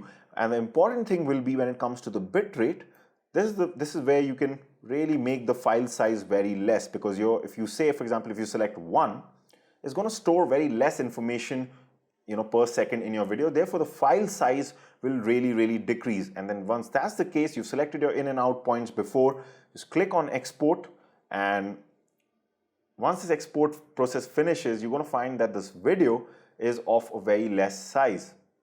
All right, so you can see here that the video that we just exported, it's called 1080p 24 DSLR. And if I just open this up, it's not going to look too great. So you can see this is not 1080p by any way. But let's say if your client was looking at this, at least they'll come to know, what you've done in your video, right? So that's good enough to give them. And the best part is, if I click on properties, you can see the file size is only 13.6 MB. So such a preview video is good enough to go even to your client through email, because most emails, for example, Gmail won't allow you more than 25 MB per email. But if you have only this much, you can easily send a preview file, which is going to be of a very less size, and it'll be just easier for you. So I just thought I'll show you this. I'm going to see you in the next video. I hope you like this one. Bye for now. Hello there, welcome back. In this section, we'll be learning how to edit slow motion videos. This is going to be a lot of fun. Now, one of the things about editing slow motion videos is that a lot of people, especially in these days of mobile phones, where it's kind of becoming slightly easier to shoot slow motion videos, it's still done the incorrect way. Okay, that's because a lot of people don't pay attention to the technical aspects of accurately converting a slow motion video, which is going to be super smooth. That's the important part of a slow motion video, that it should not look choppy. So first of all, what we'll be doing in this section is that I'll try to make you understand how this whole process actually works, and then is the time that we'll actually be going into Premiere Pro and we will be actually editing our video. Okay, so in my videography course, I actually teach you how to shoot slow motion videos. Here we'll be paying slightly more attention to the editing part. But anyway, what you have to do is that just open up the slow motion folder, and there are two clips here, slow motion 1 and slow motion 2. If you've gone through my videography course, you'll recognize these clips of me playing football. So this first clip is just me kicking the ball here like this. We're going to turn this into slow motion, and then we have a close-up of this shot from behind like this, and we're going to turn this into super slow motion. Okay, now this first clip of me kicking this ball has been shot at 60 frames per second, 60 FPS, so the frame rate is 60. And the second clip, the close-up of the ball, is shot at 120 frames per second. So when it comes to editing slow motion videos, this is one of the most important things that you have to understand, which is the frame rate and what part it plays. So let's try to understand that. Okay, so let's go into our drawing board and let's try to understand this process. So till now, almost always we have worked on 24 FPS or 24 frame rate, right? Which is a standard frame rate, because like I teach you in the videography course, 24 is something that the look that you get in the video is something that is close to what the human eye sees, like the motion blur and all these things. And anything above like 60, 120, they start to look a bit unnatural. Like even in the videos that you have, slow motion 1 and slow motion 2, those videos look a bit unnatural, the movement, there. So, but from a slow motion point of view, what's happening here? So let's say I have to convert, I have a 1 second clip, let's say, okay? I have a 1 second clip which is shot at 24 frames per second, okay?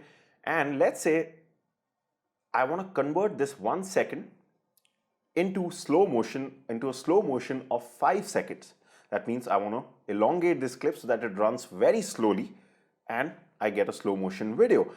So first of all, what does 24 FPS means? That it means that when you recorded this video, if this is 1 second, okay, this is 1 second, this has 24 frames in it.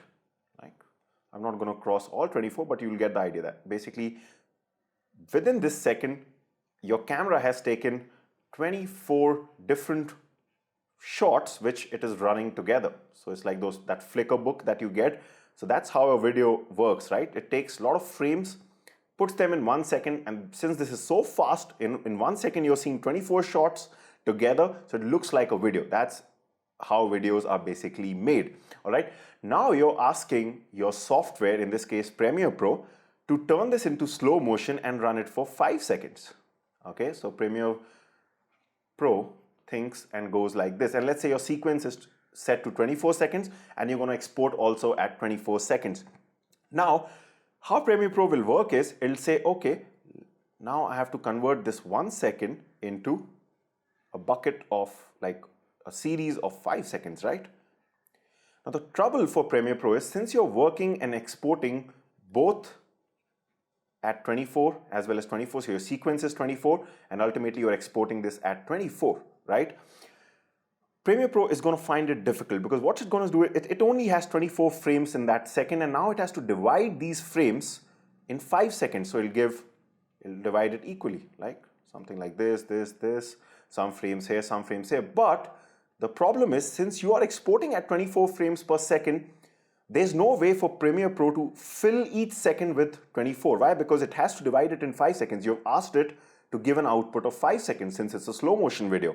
So what's going to happen is it's going to put some of these 24 frames here, some of the frames here, some of the frames here, some here and some here, but since none of these seconds will have full 24 because 24 has been divided, what you will find is that there are a lot of gaps between the frames in each second. And what that will mean is that you get a very choppy looking, bad looking slow motion video. That's because you did not have enough frames to fill these 5 seconds, because the initial video that you shot was shot at 24 FPS, which you tried to divide in 5 seconds. So you got a very choppy looking smooth motion. This is why when we shoot slow motion videos, it's better to shoot, almost necessary to shoot at a higher frame rate. For example, let's stick to the same example, okay?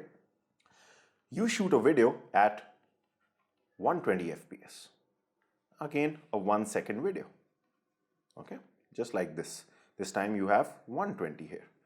Therefore, there are way too many crosses here. Like the crosses represent the frames inside, all the pictures that your camera has taken and stitching together to form the video. Now you tell Premiere Pro, okay, stretch this to 5 seconds, this 1 second. This time, Premiere Pro will have no problem at all because you are working your sequence settings that you're working. That means the editing part that you're working in Premiere Pro is at 24. You're exporting this also at 24. Therefore, all Premiere Pro needs to do is it needs 24 frames for 1 second in order to play back a smooth slow motion video. And in this case, it could not do because the initial video itself had 24 seconds for 1 second, 24 frames for 1 second. But this time we've got an abundance of frames because we shot our video at 120 FPS, right? So this time what Premiere Pro will be able to do is it'll divide this 120 into these 5 seconds, and each second it'll give 24, 24, 24, 24, 24, which is perfect if you're exporting this at 24 frames per second. Why? Because 24 into 5 equals 120. Do you have 120 frames to fill all these buckets up of each second? Yes, you have, because this time we shot it at 120 FPS. Therefore, the higher the FPS is, the slower, the smoother and slower the slow motion will get. And the smoother the slow motion will get, the better and more cinematic and more appealing and technically correct it will look. So we can definitely make 5 seconds out of this also, but this will look too choppy. Whereas this will be super smooth, and we'll actually be seeing this. If you're getting confused, don't worry about it. We'll actually be seeing the incorrect and the correct way to do this when we actually go into Premiere Pro. But I just thought I'll first of all just make you understand why shooting at a higher frame rate is so important when it comes to slow motion video. So hopefully you've understood this. Now what we'll do is we'll go inside Premiere Pro and we'll take both the clips that we have, slow motion 1 and slow motion 2, and we'll be doing a lot of things inside Premiere Pro to convert this into a really good looking slow motion video. So I'm going to see you there. Bye for now. Hello there, welcome back. Now you've understood how the process of slow motion works. You've understood why frame rate is so important. Now it's finally time to get into Premiere Pro and let's see how to edit. Now the first step here is going to be super important. That is when you actually create your sequence, okay? So I've just created a new project called Slow Motion Editing, and then I'm seeing this workspace in front of me. Let me just do one thing. I'm just going to quickly import the two files. You can do the same. So Slow Motion 1, Slow Motion 2, we're going to import so that it comes here. Now, usually till now, it was pretty easy to create a sequence because we knew that let's just, if we had a main video, we would just drag it and usually it was not a problem. But in slow motion editing, it's very important that you pay a lot of attention to the sequence. That's because we don't want to use the frame rate. If I were to, for example, if I was to drag this video here, this is the video of me kicking the ball. This was shot at 60 FPS. If I were to drag this to create a sequence, the sequence settings frame rate would be 60 FPS, and therefore our slow motion process won't really work. Remember, we learned in the first video that the slow motion frame rate has to be lesser so that we can stretch this and fill those seconds with the extra frames that we have.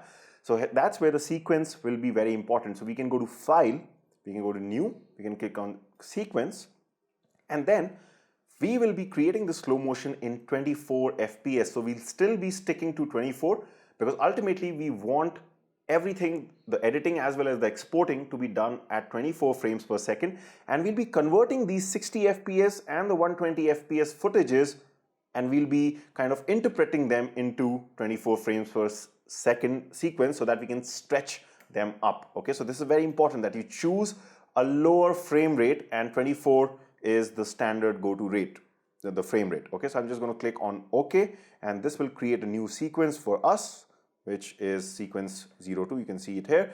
And now we can begin the process by dragging in the videos. So first, let's try to edit the 60 FPS video of me kicking the ball. So I'm just going to drag this video now, and like before, Premiere Pro will ask you, this clip does not match the sequence's settings. Change sequence to match the clip setting. No, we don't want to change the sequence settings. We want to keep and edit this video at 24 frames per second, even though itself it is 60, right? So we're going to click on keep existing settings of this sequence. Don't change sequence settings. Now, let's concentrate on this video. Now it's a very simple task. Okay, so this is our video. Let's just look at it. So right now, this is the exact same video which has been shot at 60 FPS. Now it's time to stretch this, make this longer. So there are a couple of ways to make slow motion videos, and I'm going to be teaching you 2 to 3 ways. But the most simple way is to just right click on your video, okay, and then go to speed duration, and then right now it's set to 100%, means it's running the clip at the same speed, at the speed that it was recorded. Okay, but if I, for example, if I click on 50%, what's going to happen is it just stretches the clip. That means because it's going to get slower now since you're playing it at 50% speed, so it'll just become double in its length. Okay, now if I play this back, let's see this. You see that we've got a decent looking slow motion. Now the question is, how slow can we go? Okay, that just involves a very basic mathematics. Okay, so remember our earlier concept where we were learning that each second should be able to fill up the frames. Okay, so each second when you stretch it should have enough frames. So what you can do is, we know that we're going to edit and export this video at 24 frames per second, whereas it has been shot at 60. We just have to find out what percentage of 60 is 24. Okay, and if you do a simple maths, this is going to be 40%. Right? So this will tell you by how much can you slow this video down so that each second is able to fill the frames fully.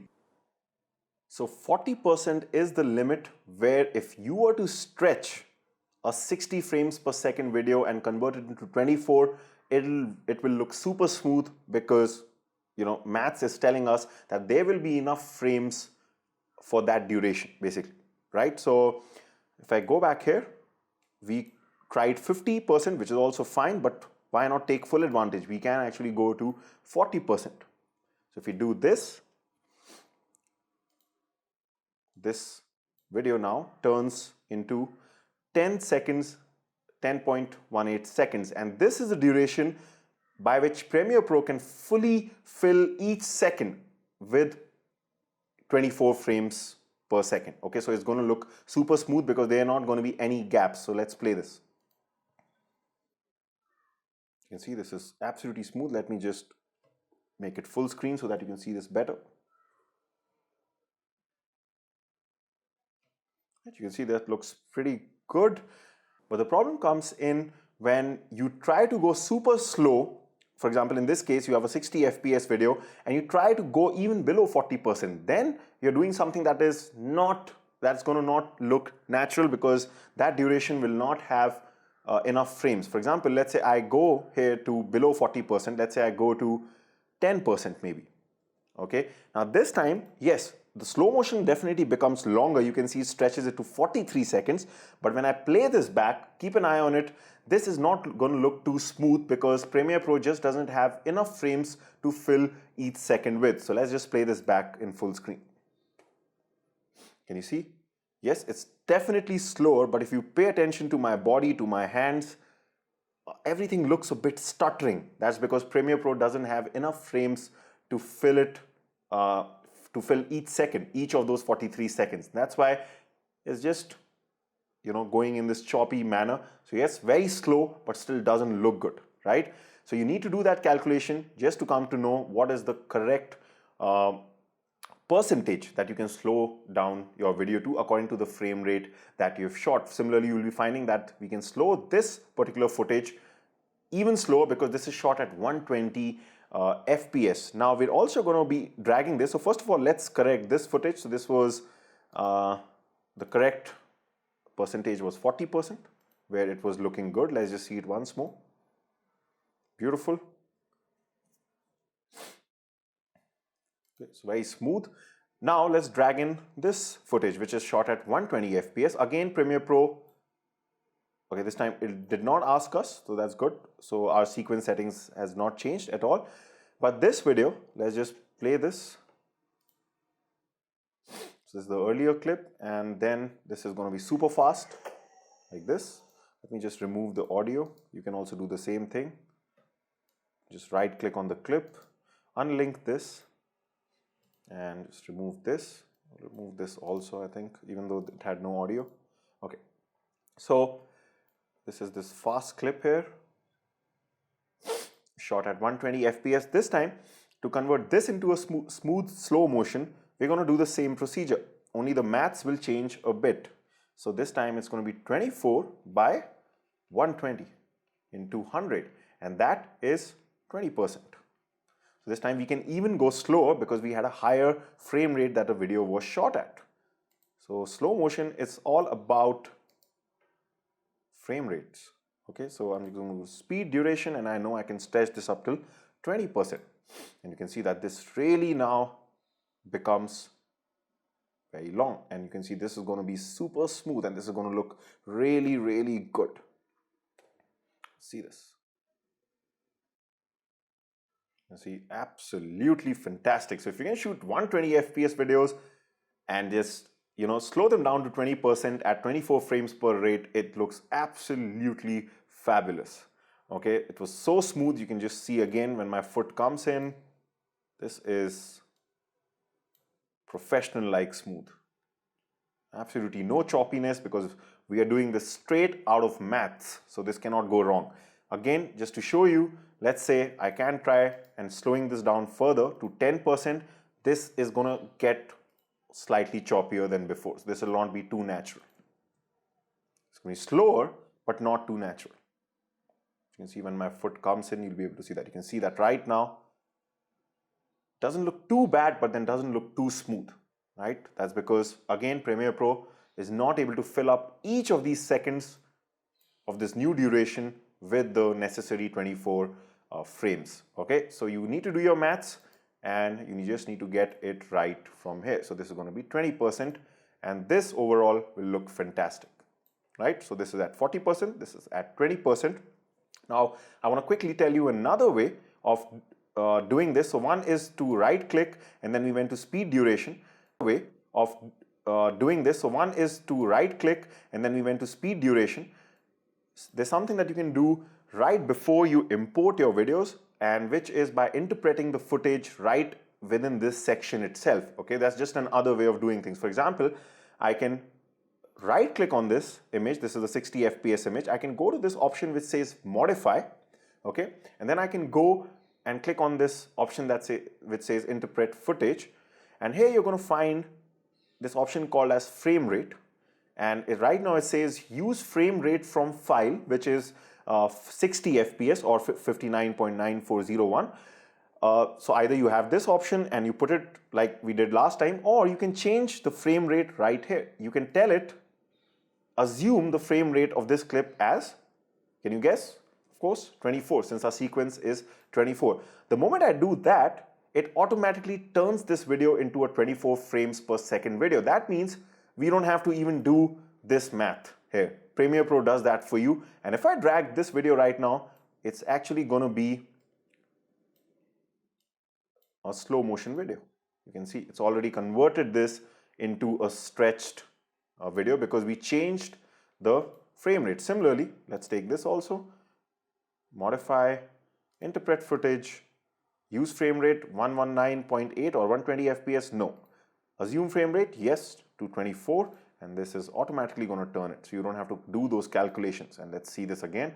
It's going to look same. There's going to be no difference in either way. It's just that first is a more manual way, and I showed you that first so that you understand how the calculations are working. But you can also directly, interpret the footage, change, modify it, and just mute this track and directly put your image, and it's just going to turn into slow motion without you having to do any calculations. This is absolutely fantastic. Let's just look at this again. I really love how smooth this is. So absolutely love shooting videos at 120 FPS. They can just absolutely take your videography to the next level, and it's so much fun in editing. So do check out my course Videography for Beginners, where we talk in detail about this very video that you're seeing, how exactly I shot it with the Sony camera, which allows you to shoot at 120 FPS. Very few cameras allow you to shoot at 120 frames per second, and also at the same time at 1080p resolution, right? So, but right now, as I said, we are kind of paying more attention to the editing part. So I hope now that you understand how the editing of slow motion takes place, because to understand the technical part of it is very, very important. Don't just slow down something to extremes, okay? Because you have to do those calculations, or if you're not sure still of the calculations, don't worry, just modify it. You know the sequence frame rate, change the frame rate from here by in the assume frame rate section, and then drag it. Either way is going to work fine. There's one more feature of slow motions which is going to make it more fun, beautify your slow motion a bit more, which is called time remapping, which is something we'll be seeing in the next video. So I'll see you there. Bye for now. All right, welcome back. Now in this part, we're going to be looking at something called as time remapping, which is in fact actually like a third technique to create slow motion videos, but it just allows some additional functionalities. So let's see how this will work. So again, I've imported slow motion 1 and slow motion 2, two clips that we have been working with. My sequence is again 24 FPS. I'm going to click on keep existing settings. Let's drag this also. And we have this clip here, which is at its original speed. So both the clips right now. So you already know two techniques to convert it into slow motion. Now let's look at the third technique here, which is gonna involve, again, let me just unlink these two. Let's just clear the audio. We don't really require that. Now what you're gonna do is, for the third technique, I'm just gonna put this slightly here. Let's first work on this clip, okay? I'm gonna right click on this, and let me also, before I do that, let me just open this track up a bit by dragging this space so you can actually see the clip here also. And what you're going to do is you're going to right click on this, go to this option that says show clip keyframes, okay? And then you're going to go to this option which says time remapping, okay? And probably you cannot see that because it's slightly going out of my recording screen here, but basically you have to go to this option which says show clip keyframes, and the last option you can only see motion, I think, right now in the screen that is being recorded, but there's opacity below motion and there's also time remapping below motion. So you just have to select this option which says time remapping, and then under that you'll see an option called speed, okay? So you just have to select that. So show clip keyframes, time remapping, and select speed. And what this does is it turns this bar here into the bar which will actually determine the speed of your clip. For example, if I move this bar down, you see some percentage come up, right? That percentage is just exactly the same as, remember when we right clicked on it and we selected a percentage for the speed. So it's actually just like that. And how you can see that is, if I drag this, let's say to this much, it stretches, the clip becomes longer. So I'm kind of slowing this down and it's just becoming longer according to that duration. So I can select, the lower I get, the longer this clip will get, and it'll start to turn into a bit of slow motion. Okay, let me just right now, for now, delete this clip because this will keep elongating. So now you know that this was a 60 FPS clip. So what percentage can I go down to? I can go down to 40%, but not below that. So the technique will remain the same, okay? It's just another way of doing it. But what this allows you to do is that you can just run this. Right now, there's no difference right now between what we have done earlier and what we have done now. But what this allows you to do is, if I just take this back to, let me take it back to 100. Okay, that is the standard speed of this clip. Now let's say I'm coming here, and just before I reach this part, that means I'm just about to click the, not click, kick the ball, sorry, not click, kick the ball. I want this to that is the time I want this to become slow motion, okay, not before that. This is where this time remapping thing will really help you, because let's say this is that part where I want it to turn into slow motion. Now remember, when we were editing our audio, we had something called as keyframe here, which helped us to kind of raise the audio, put it down. So you can do the same. So what you can do is, if I just click on this add or remove keyframe option, you get a keyframe right here. And now what I can do is, the part after this, I can actually slow it down. So I can take this to 40%. Okay, so this time the whole clip has not been converted into slow motion, only after this keyframe is into slow motion. So let's check this out. So till now it's absolutely normal, and now it becomes slow motion. Okay, so this kind of, sometimes it can be helpful that you suppose someone is, for example, the example I can give where it's commonly used is if someone is jumping like let's say over a cliff or over some obstacle. So when they're running, you don't want necessarily that part to be in slow motion, but the moment they make the jump, like in movies, that part suddenly becomes in slow motion. So you can use this technique for that. The whole clip doesn't have to be in slow motion, it kind of adds and looks slightly unique and different. Now the only problem we're facing is that because it's a sudden drop, so this transition is too sudden, right? Suddenly it turns into slow motion. So what you can do for that is, so that it's a gradual transformation, what you can do is just select this so that it turns blue, and then you can actually separate it out like this. Okay, so it kind of makes it more slanting rather than a gradual drop. And even in this slant, you can turn this up. You get this little thing here like a line. You can just turn this around, okay, to just turn this into like a curve. That'll just smoothen out the transition, and you can even stretch it to make it more subtle.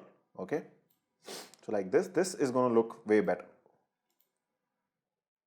You can see this gradually turns into that slow motion effect. And if I drag this even longer like this, it's going to be a very gradual transformation to 40%. See, you can see right here. Right, so that is one thing that you can do. So this is with time remapping. And one quick bonus tip that I do want to give you is that if you ever do decide to, let's say we know the limit in this case is 40%, right? Because this has been shot at 60 frames per second. Some people, they like to break that rule, and let's say they might say, okay, I'll be happy slightly with the choppy video, but I want it even slower. So I want this part to, let's say, go to 33%, for example. It'll become longer, but it'll not look that good, right? That's what we've seen before. But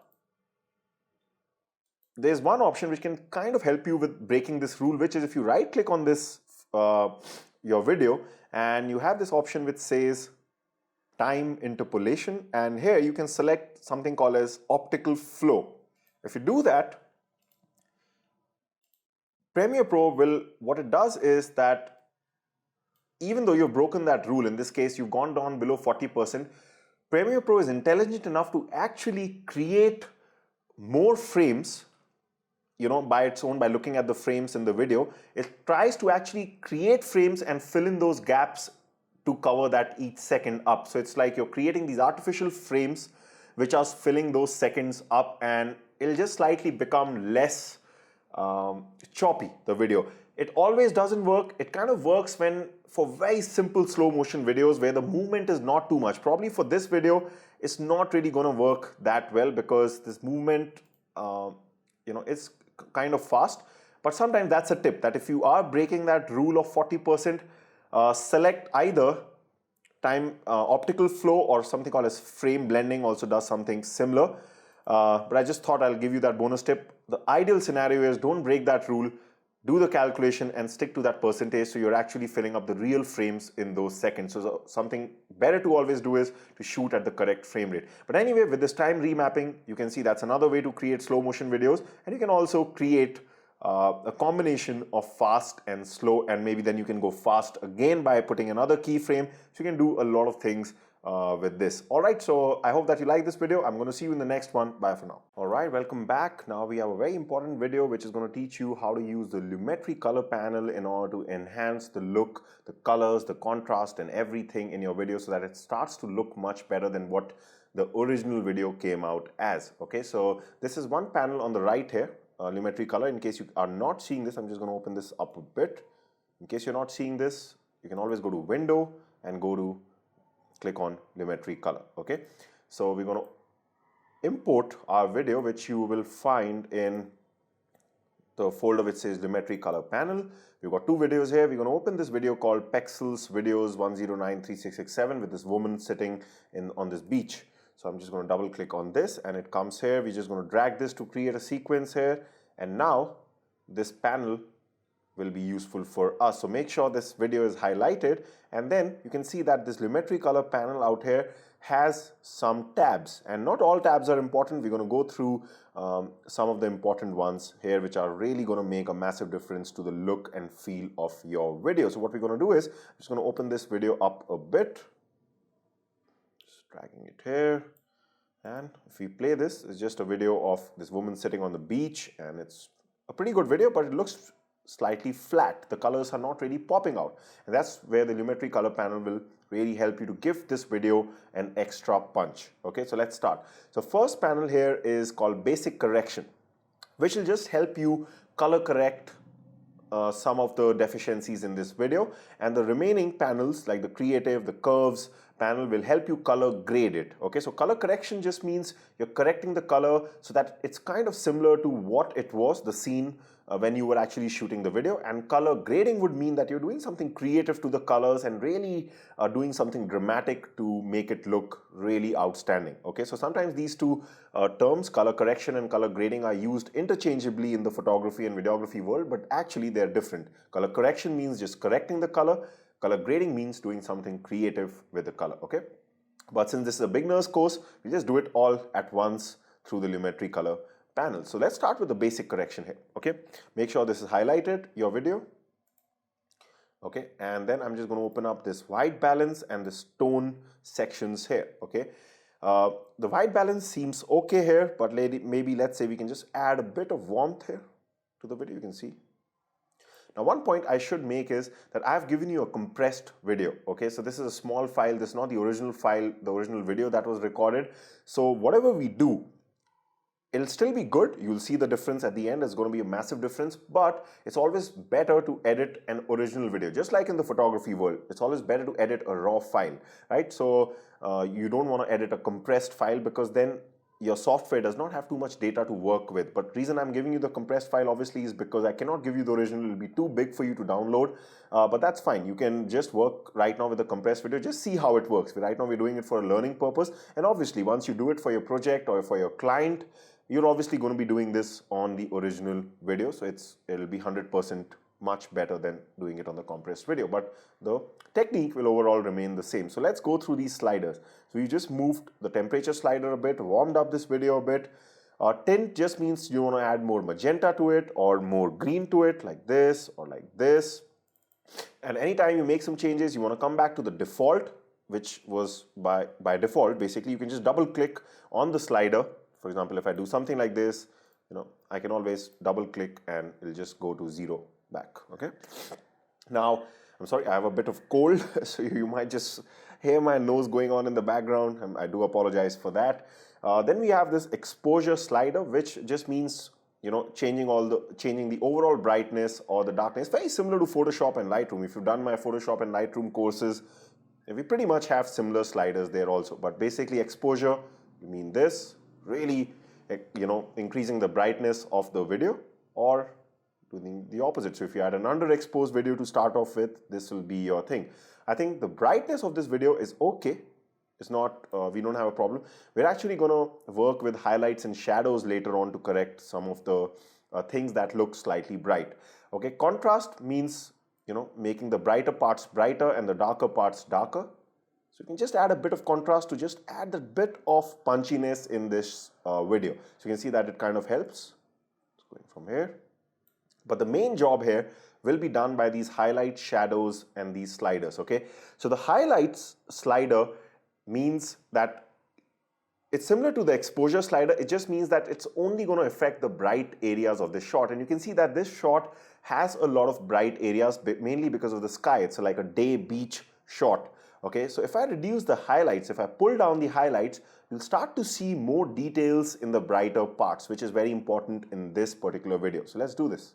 And let's keep an eye on the sky especially.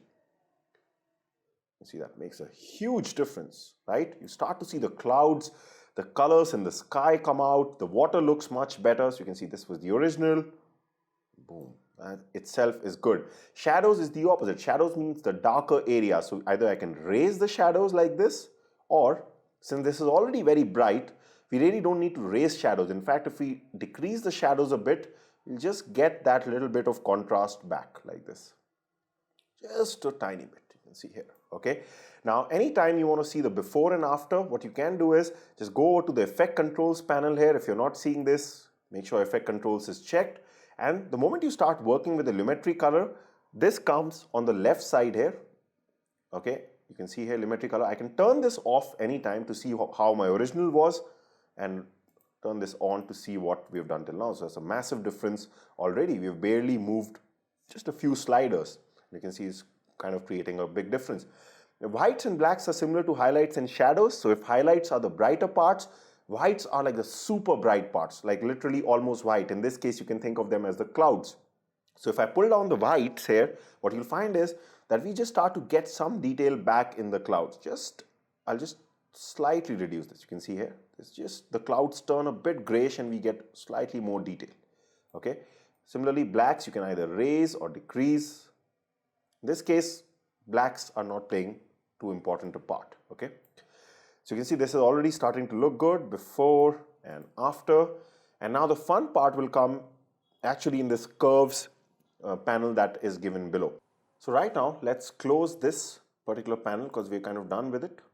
Okay, so we're just going to close down our basic correction panel. Let's open Creative. Creative is okay because it kind of gives you this option where you can select a preset.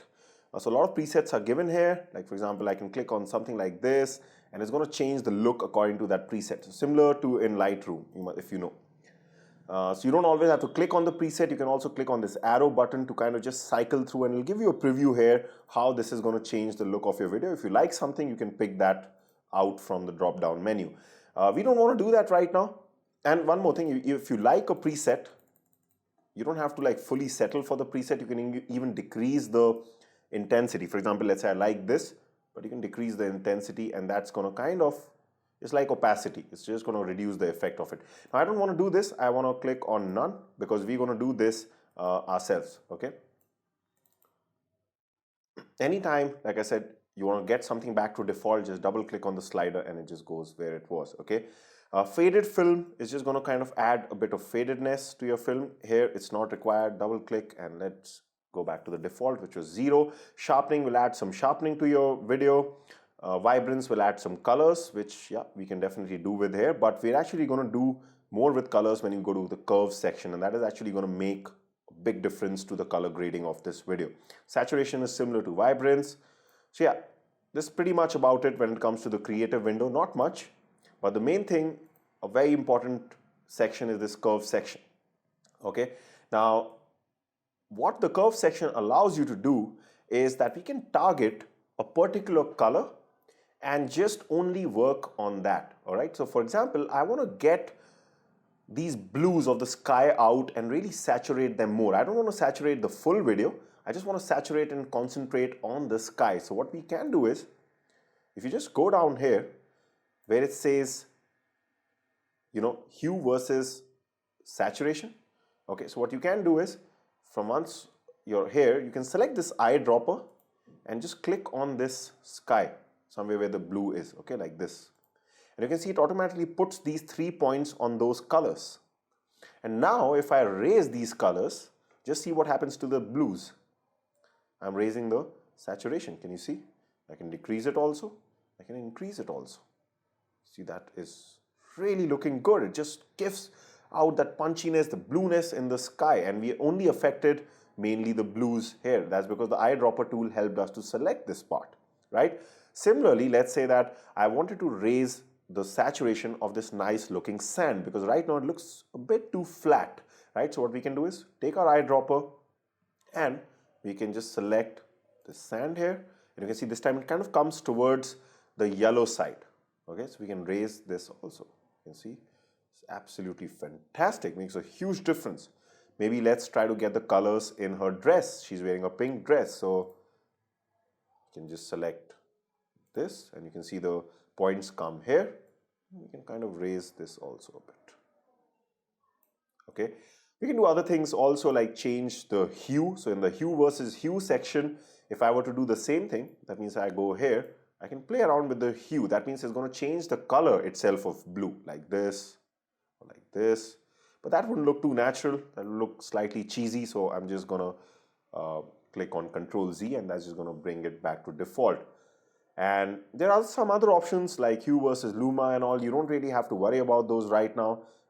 Saturation is going to play a big part. Okay, and now if I show you the before and after, you can see this is absolutely huge, right? One more thing I want to do here is I'm just going to close this curve section. Since this woman is sitting in the center, and it's always, I usually do this mostly to my photos anyway, that is adding a vignette. The color wheels match and the HSL secondary panels right now are not too important. We can ignore that. But we can go to the vignette section here. And then what we can do is vignette means it'll just darken our corners a bit. So if we take it to the left, you can see it starts to darken a bit. And especially, this is very important. You can do it for any video, especially if the subject is central.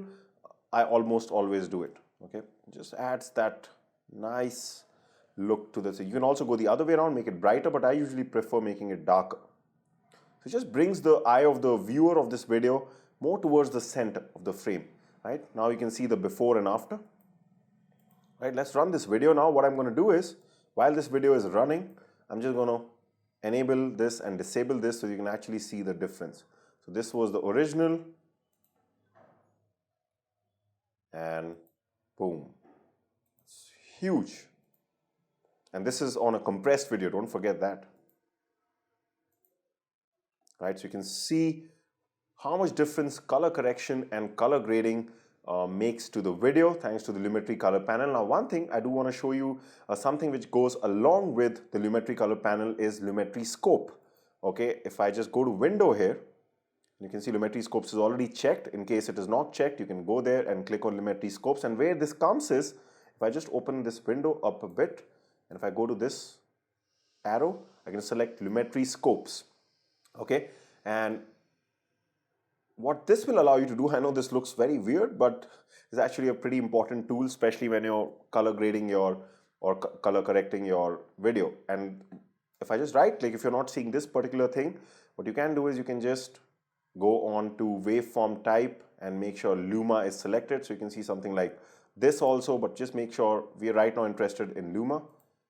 And what this actually tells you is that when I'm doing this color correction, especially when I'm using the first panel that we were using where we were changing the exposure, the highlights, the shadows, a lot of times what can happen is that we might lose some detail in our highlights, which is called clipping of the highlights, or we can lose some details by making the shadows too darker. That means it can become black or something can become too white so that no detail is there. Okay, so you can see what I mean by that. If let's say, if I were to really push up the exposure, okay, can you see that we've lost detail here?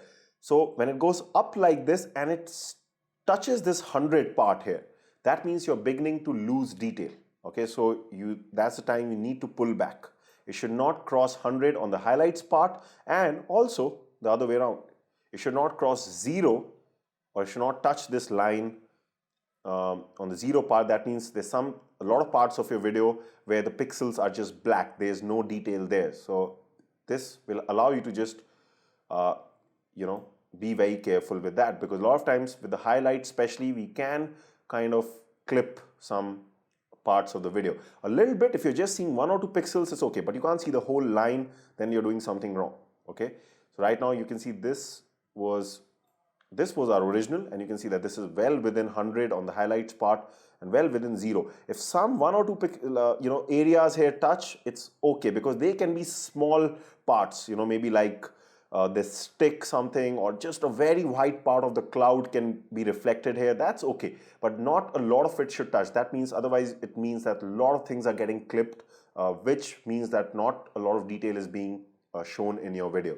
So this is very, very important, especially when you're shooting in bright areas, especially because it's very easy to clip highlights. So make sure at least you never lose highlights in areas that are important. People will forgive you in clouds in this case. If you lose a bit, it's okay.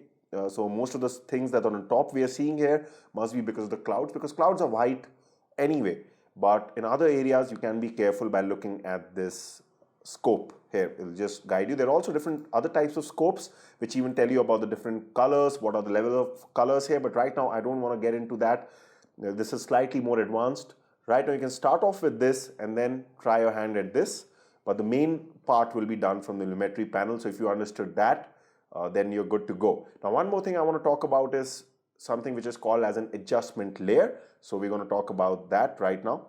So an adjustment layer is something that will help you when it comes to color grading and color correction using the Lumetri color panel. It'll help you, especially if you have a lot of clips which need similar adjustments, and you don't really have the time to do it for each clip separately. So let's see what that really means. So what I'm going to do is I'm just going to go here to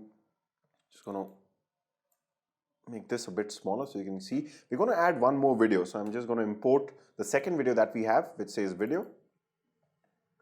And this time I'm just going to put this here. The second video is actually much larger. This is a 4K video, so we just have to, because we dragged the initial video, which was a 1080p video, we can just reset it to the frame size. Now it becomes the correct thing. We've seen this before. Right now, let's say I wanted to, whatever I applied, the color correction and the grading that I applied to this video, I also want on this video. Okay, so one of the ways that you can do that is you can go to Effect Controls. Make sure you're selecting the first video. It's highlighted using the selection tool. And go here on Lumetri Color, highlight this, and you can click on Control C or Command C to copy it. And then click on this one and simply paste it. If I do that, you can see it'll come here. Boom. And you can see the similar adjustments have been applied. Whatever you applied here using the Lumetri color has been applied here. You can see the before. So if I run this video, you can see before and after. So you can see this looks fantastic. But the problem is, if you have one or two clips, this is okay. But let's say you have a lot of clips, and especially clips which are very similar in nature, which always have to be edited in a same way, or these sliders have to be moved in a similar manner. These two are different, but let's say if you have a series of clips probably shot in similar locations, similar lighting, and in similar colors with a similar subject, and you have a lot of them together, then one way is you can, once you've done with one particular video edit or one clip, you can do this Control C and paste it on each clip in that thing. But the problem is, if later on you feel that, okay, maybe in the original editing with the Lumetri color on the original clip, you further want to make some changes. You do that, and then again you'll have to, first of all, from the other videos, you'll have to delete this like this. So for my second video, I'll have to first of all delete this already existing one, and then I'll have to again copy paste from this particular one, right? So that'll be very inefficient. This is where adjustment layers can really help you. So to create a new adjustment layer, what you have to do is make sure first of all you select this project window here, okay, and then go to File, New, and Adjustment Layer. Okay, now before I click on this, the reason I told you to click on the project panel here is because if your timeline is clicked, you'll often find that when you go to New and Adjustment Layer, this will be grayed out. Okay, so make sure this is selected, File, New, and go to Adjustment Layer, and they'll ask you what are the settings. So your width and height will be your sequence settings, that is 1080p, and time base we'll select as 24 frames per second. Click on OK, and just put the adjustment layer, drag it on top here. Okay, now how this will work is you can stretch this just like any other video, and the changes that we were making, okay, to the color grading and the color correction on the Lumetri kernel will actually be made to the adjustment layer and not to the videos themselves. So what we're going to do is, I'm going to take the, this video, I'm just going to select this and we're going to delete what we did with it. Okay, so we come back to the original, okay, on the Lumetri kernel panel. This time I'm going to select adjustment layer. Okay, let's put this video right now here out of the adjustment layer thing. Click on the adjustment layer and I'm just going to make some of the changes, not all of it, all the things that we did last time. So I'm just going to, just because it's just for demonstration. So let's say we made these changes. Maybe let me quickly just get in our blues out also. Okay, so we've made these changes, let's say, and we did all those things, and then now you can see that if I select our name of our video, nothing shows up here. That's because all this was done this time on the adjustment layer. Okay, so you can see this is there. And now what you can do is, let's say I've got my adjustment layer like this. If I drag this new video, remember this was the second video we added, all we have to do is just put it under the adjustment layer. If it comes under the adjustment layer, you can see automatically the effect is applied to this video also. So this time we're not copying the effect, we're just using the effect from the adjustment layer because this is underneath that. Okay, so you can see if I pull it out, it's the original. If I pull it back in, you can see this is the color corrected one, and boom, just outside this goes back to the original. Right? You can see that. So this is a much more efficient way of doing things because then you don't have to copy paste every time you change something. No, in fact, you can just keep making, if you have any change to make later on, just make it to the adjustment layer and it will be applied to all the clips which fall within this. Okay, and later on, adjustment layers is the way to go because once you get more advanced in video editing, you can have multiple adjustment layers that are doing different things on their own. Maybe one can be for color grading, maybe one can be for something different, and you can work individually, which they keep on coming on top here and they all serve a different purpose. Right now I don't want to get into that. If you can just understand what the adjustment layer did right now, which was basically all the settings were put on the adjustment layer and any video that comes within this underneath it will have that same effect. So it's just a much more easier way and much more efficient way to work with this. But to just start off with, it's okay if you don't use adjustment layers and just go by the manual way of selecting the video, working with the Lumetri color panel. Get used to that first and then you can always work with adjustment layers also. But I just thought I'll show you this anyway. Fine, so I hope that you like this section on Lumetri color. I will see you in the next video. Bye for now.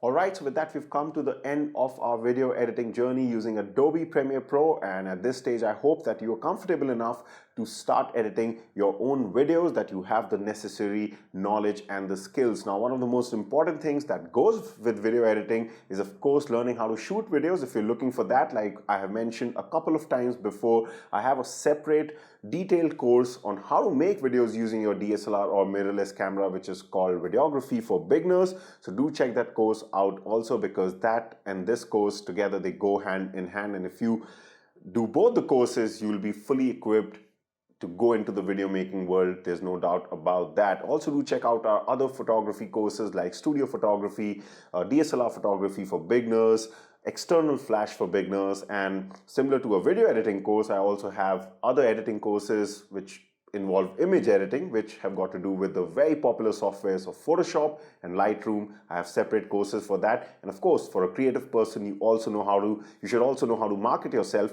So for that, I have another course called Facebook Marketing for Beginners. But as far as this course is concerned, we are done. Of course, just like my other courses, I will keep adding new videos to this course whenever I feel the need or whenever there's a major update that comes into this software. But for now, all I can say is that I hope that doing this course had a positive impact on your life.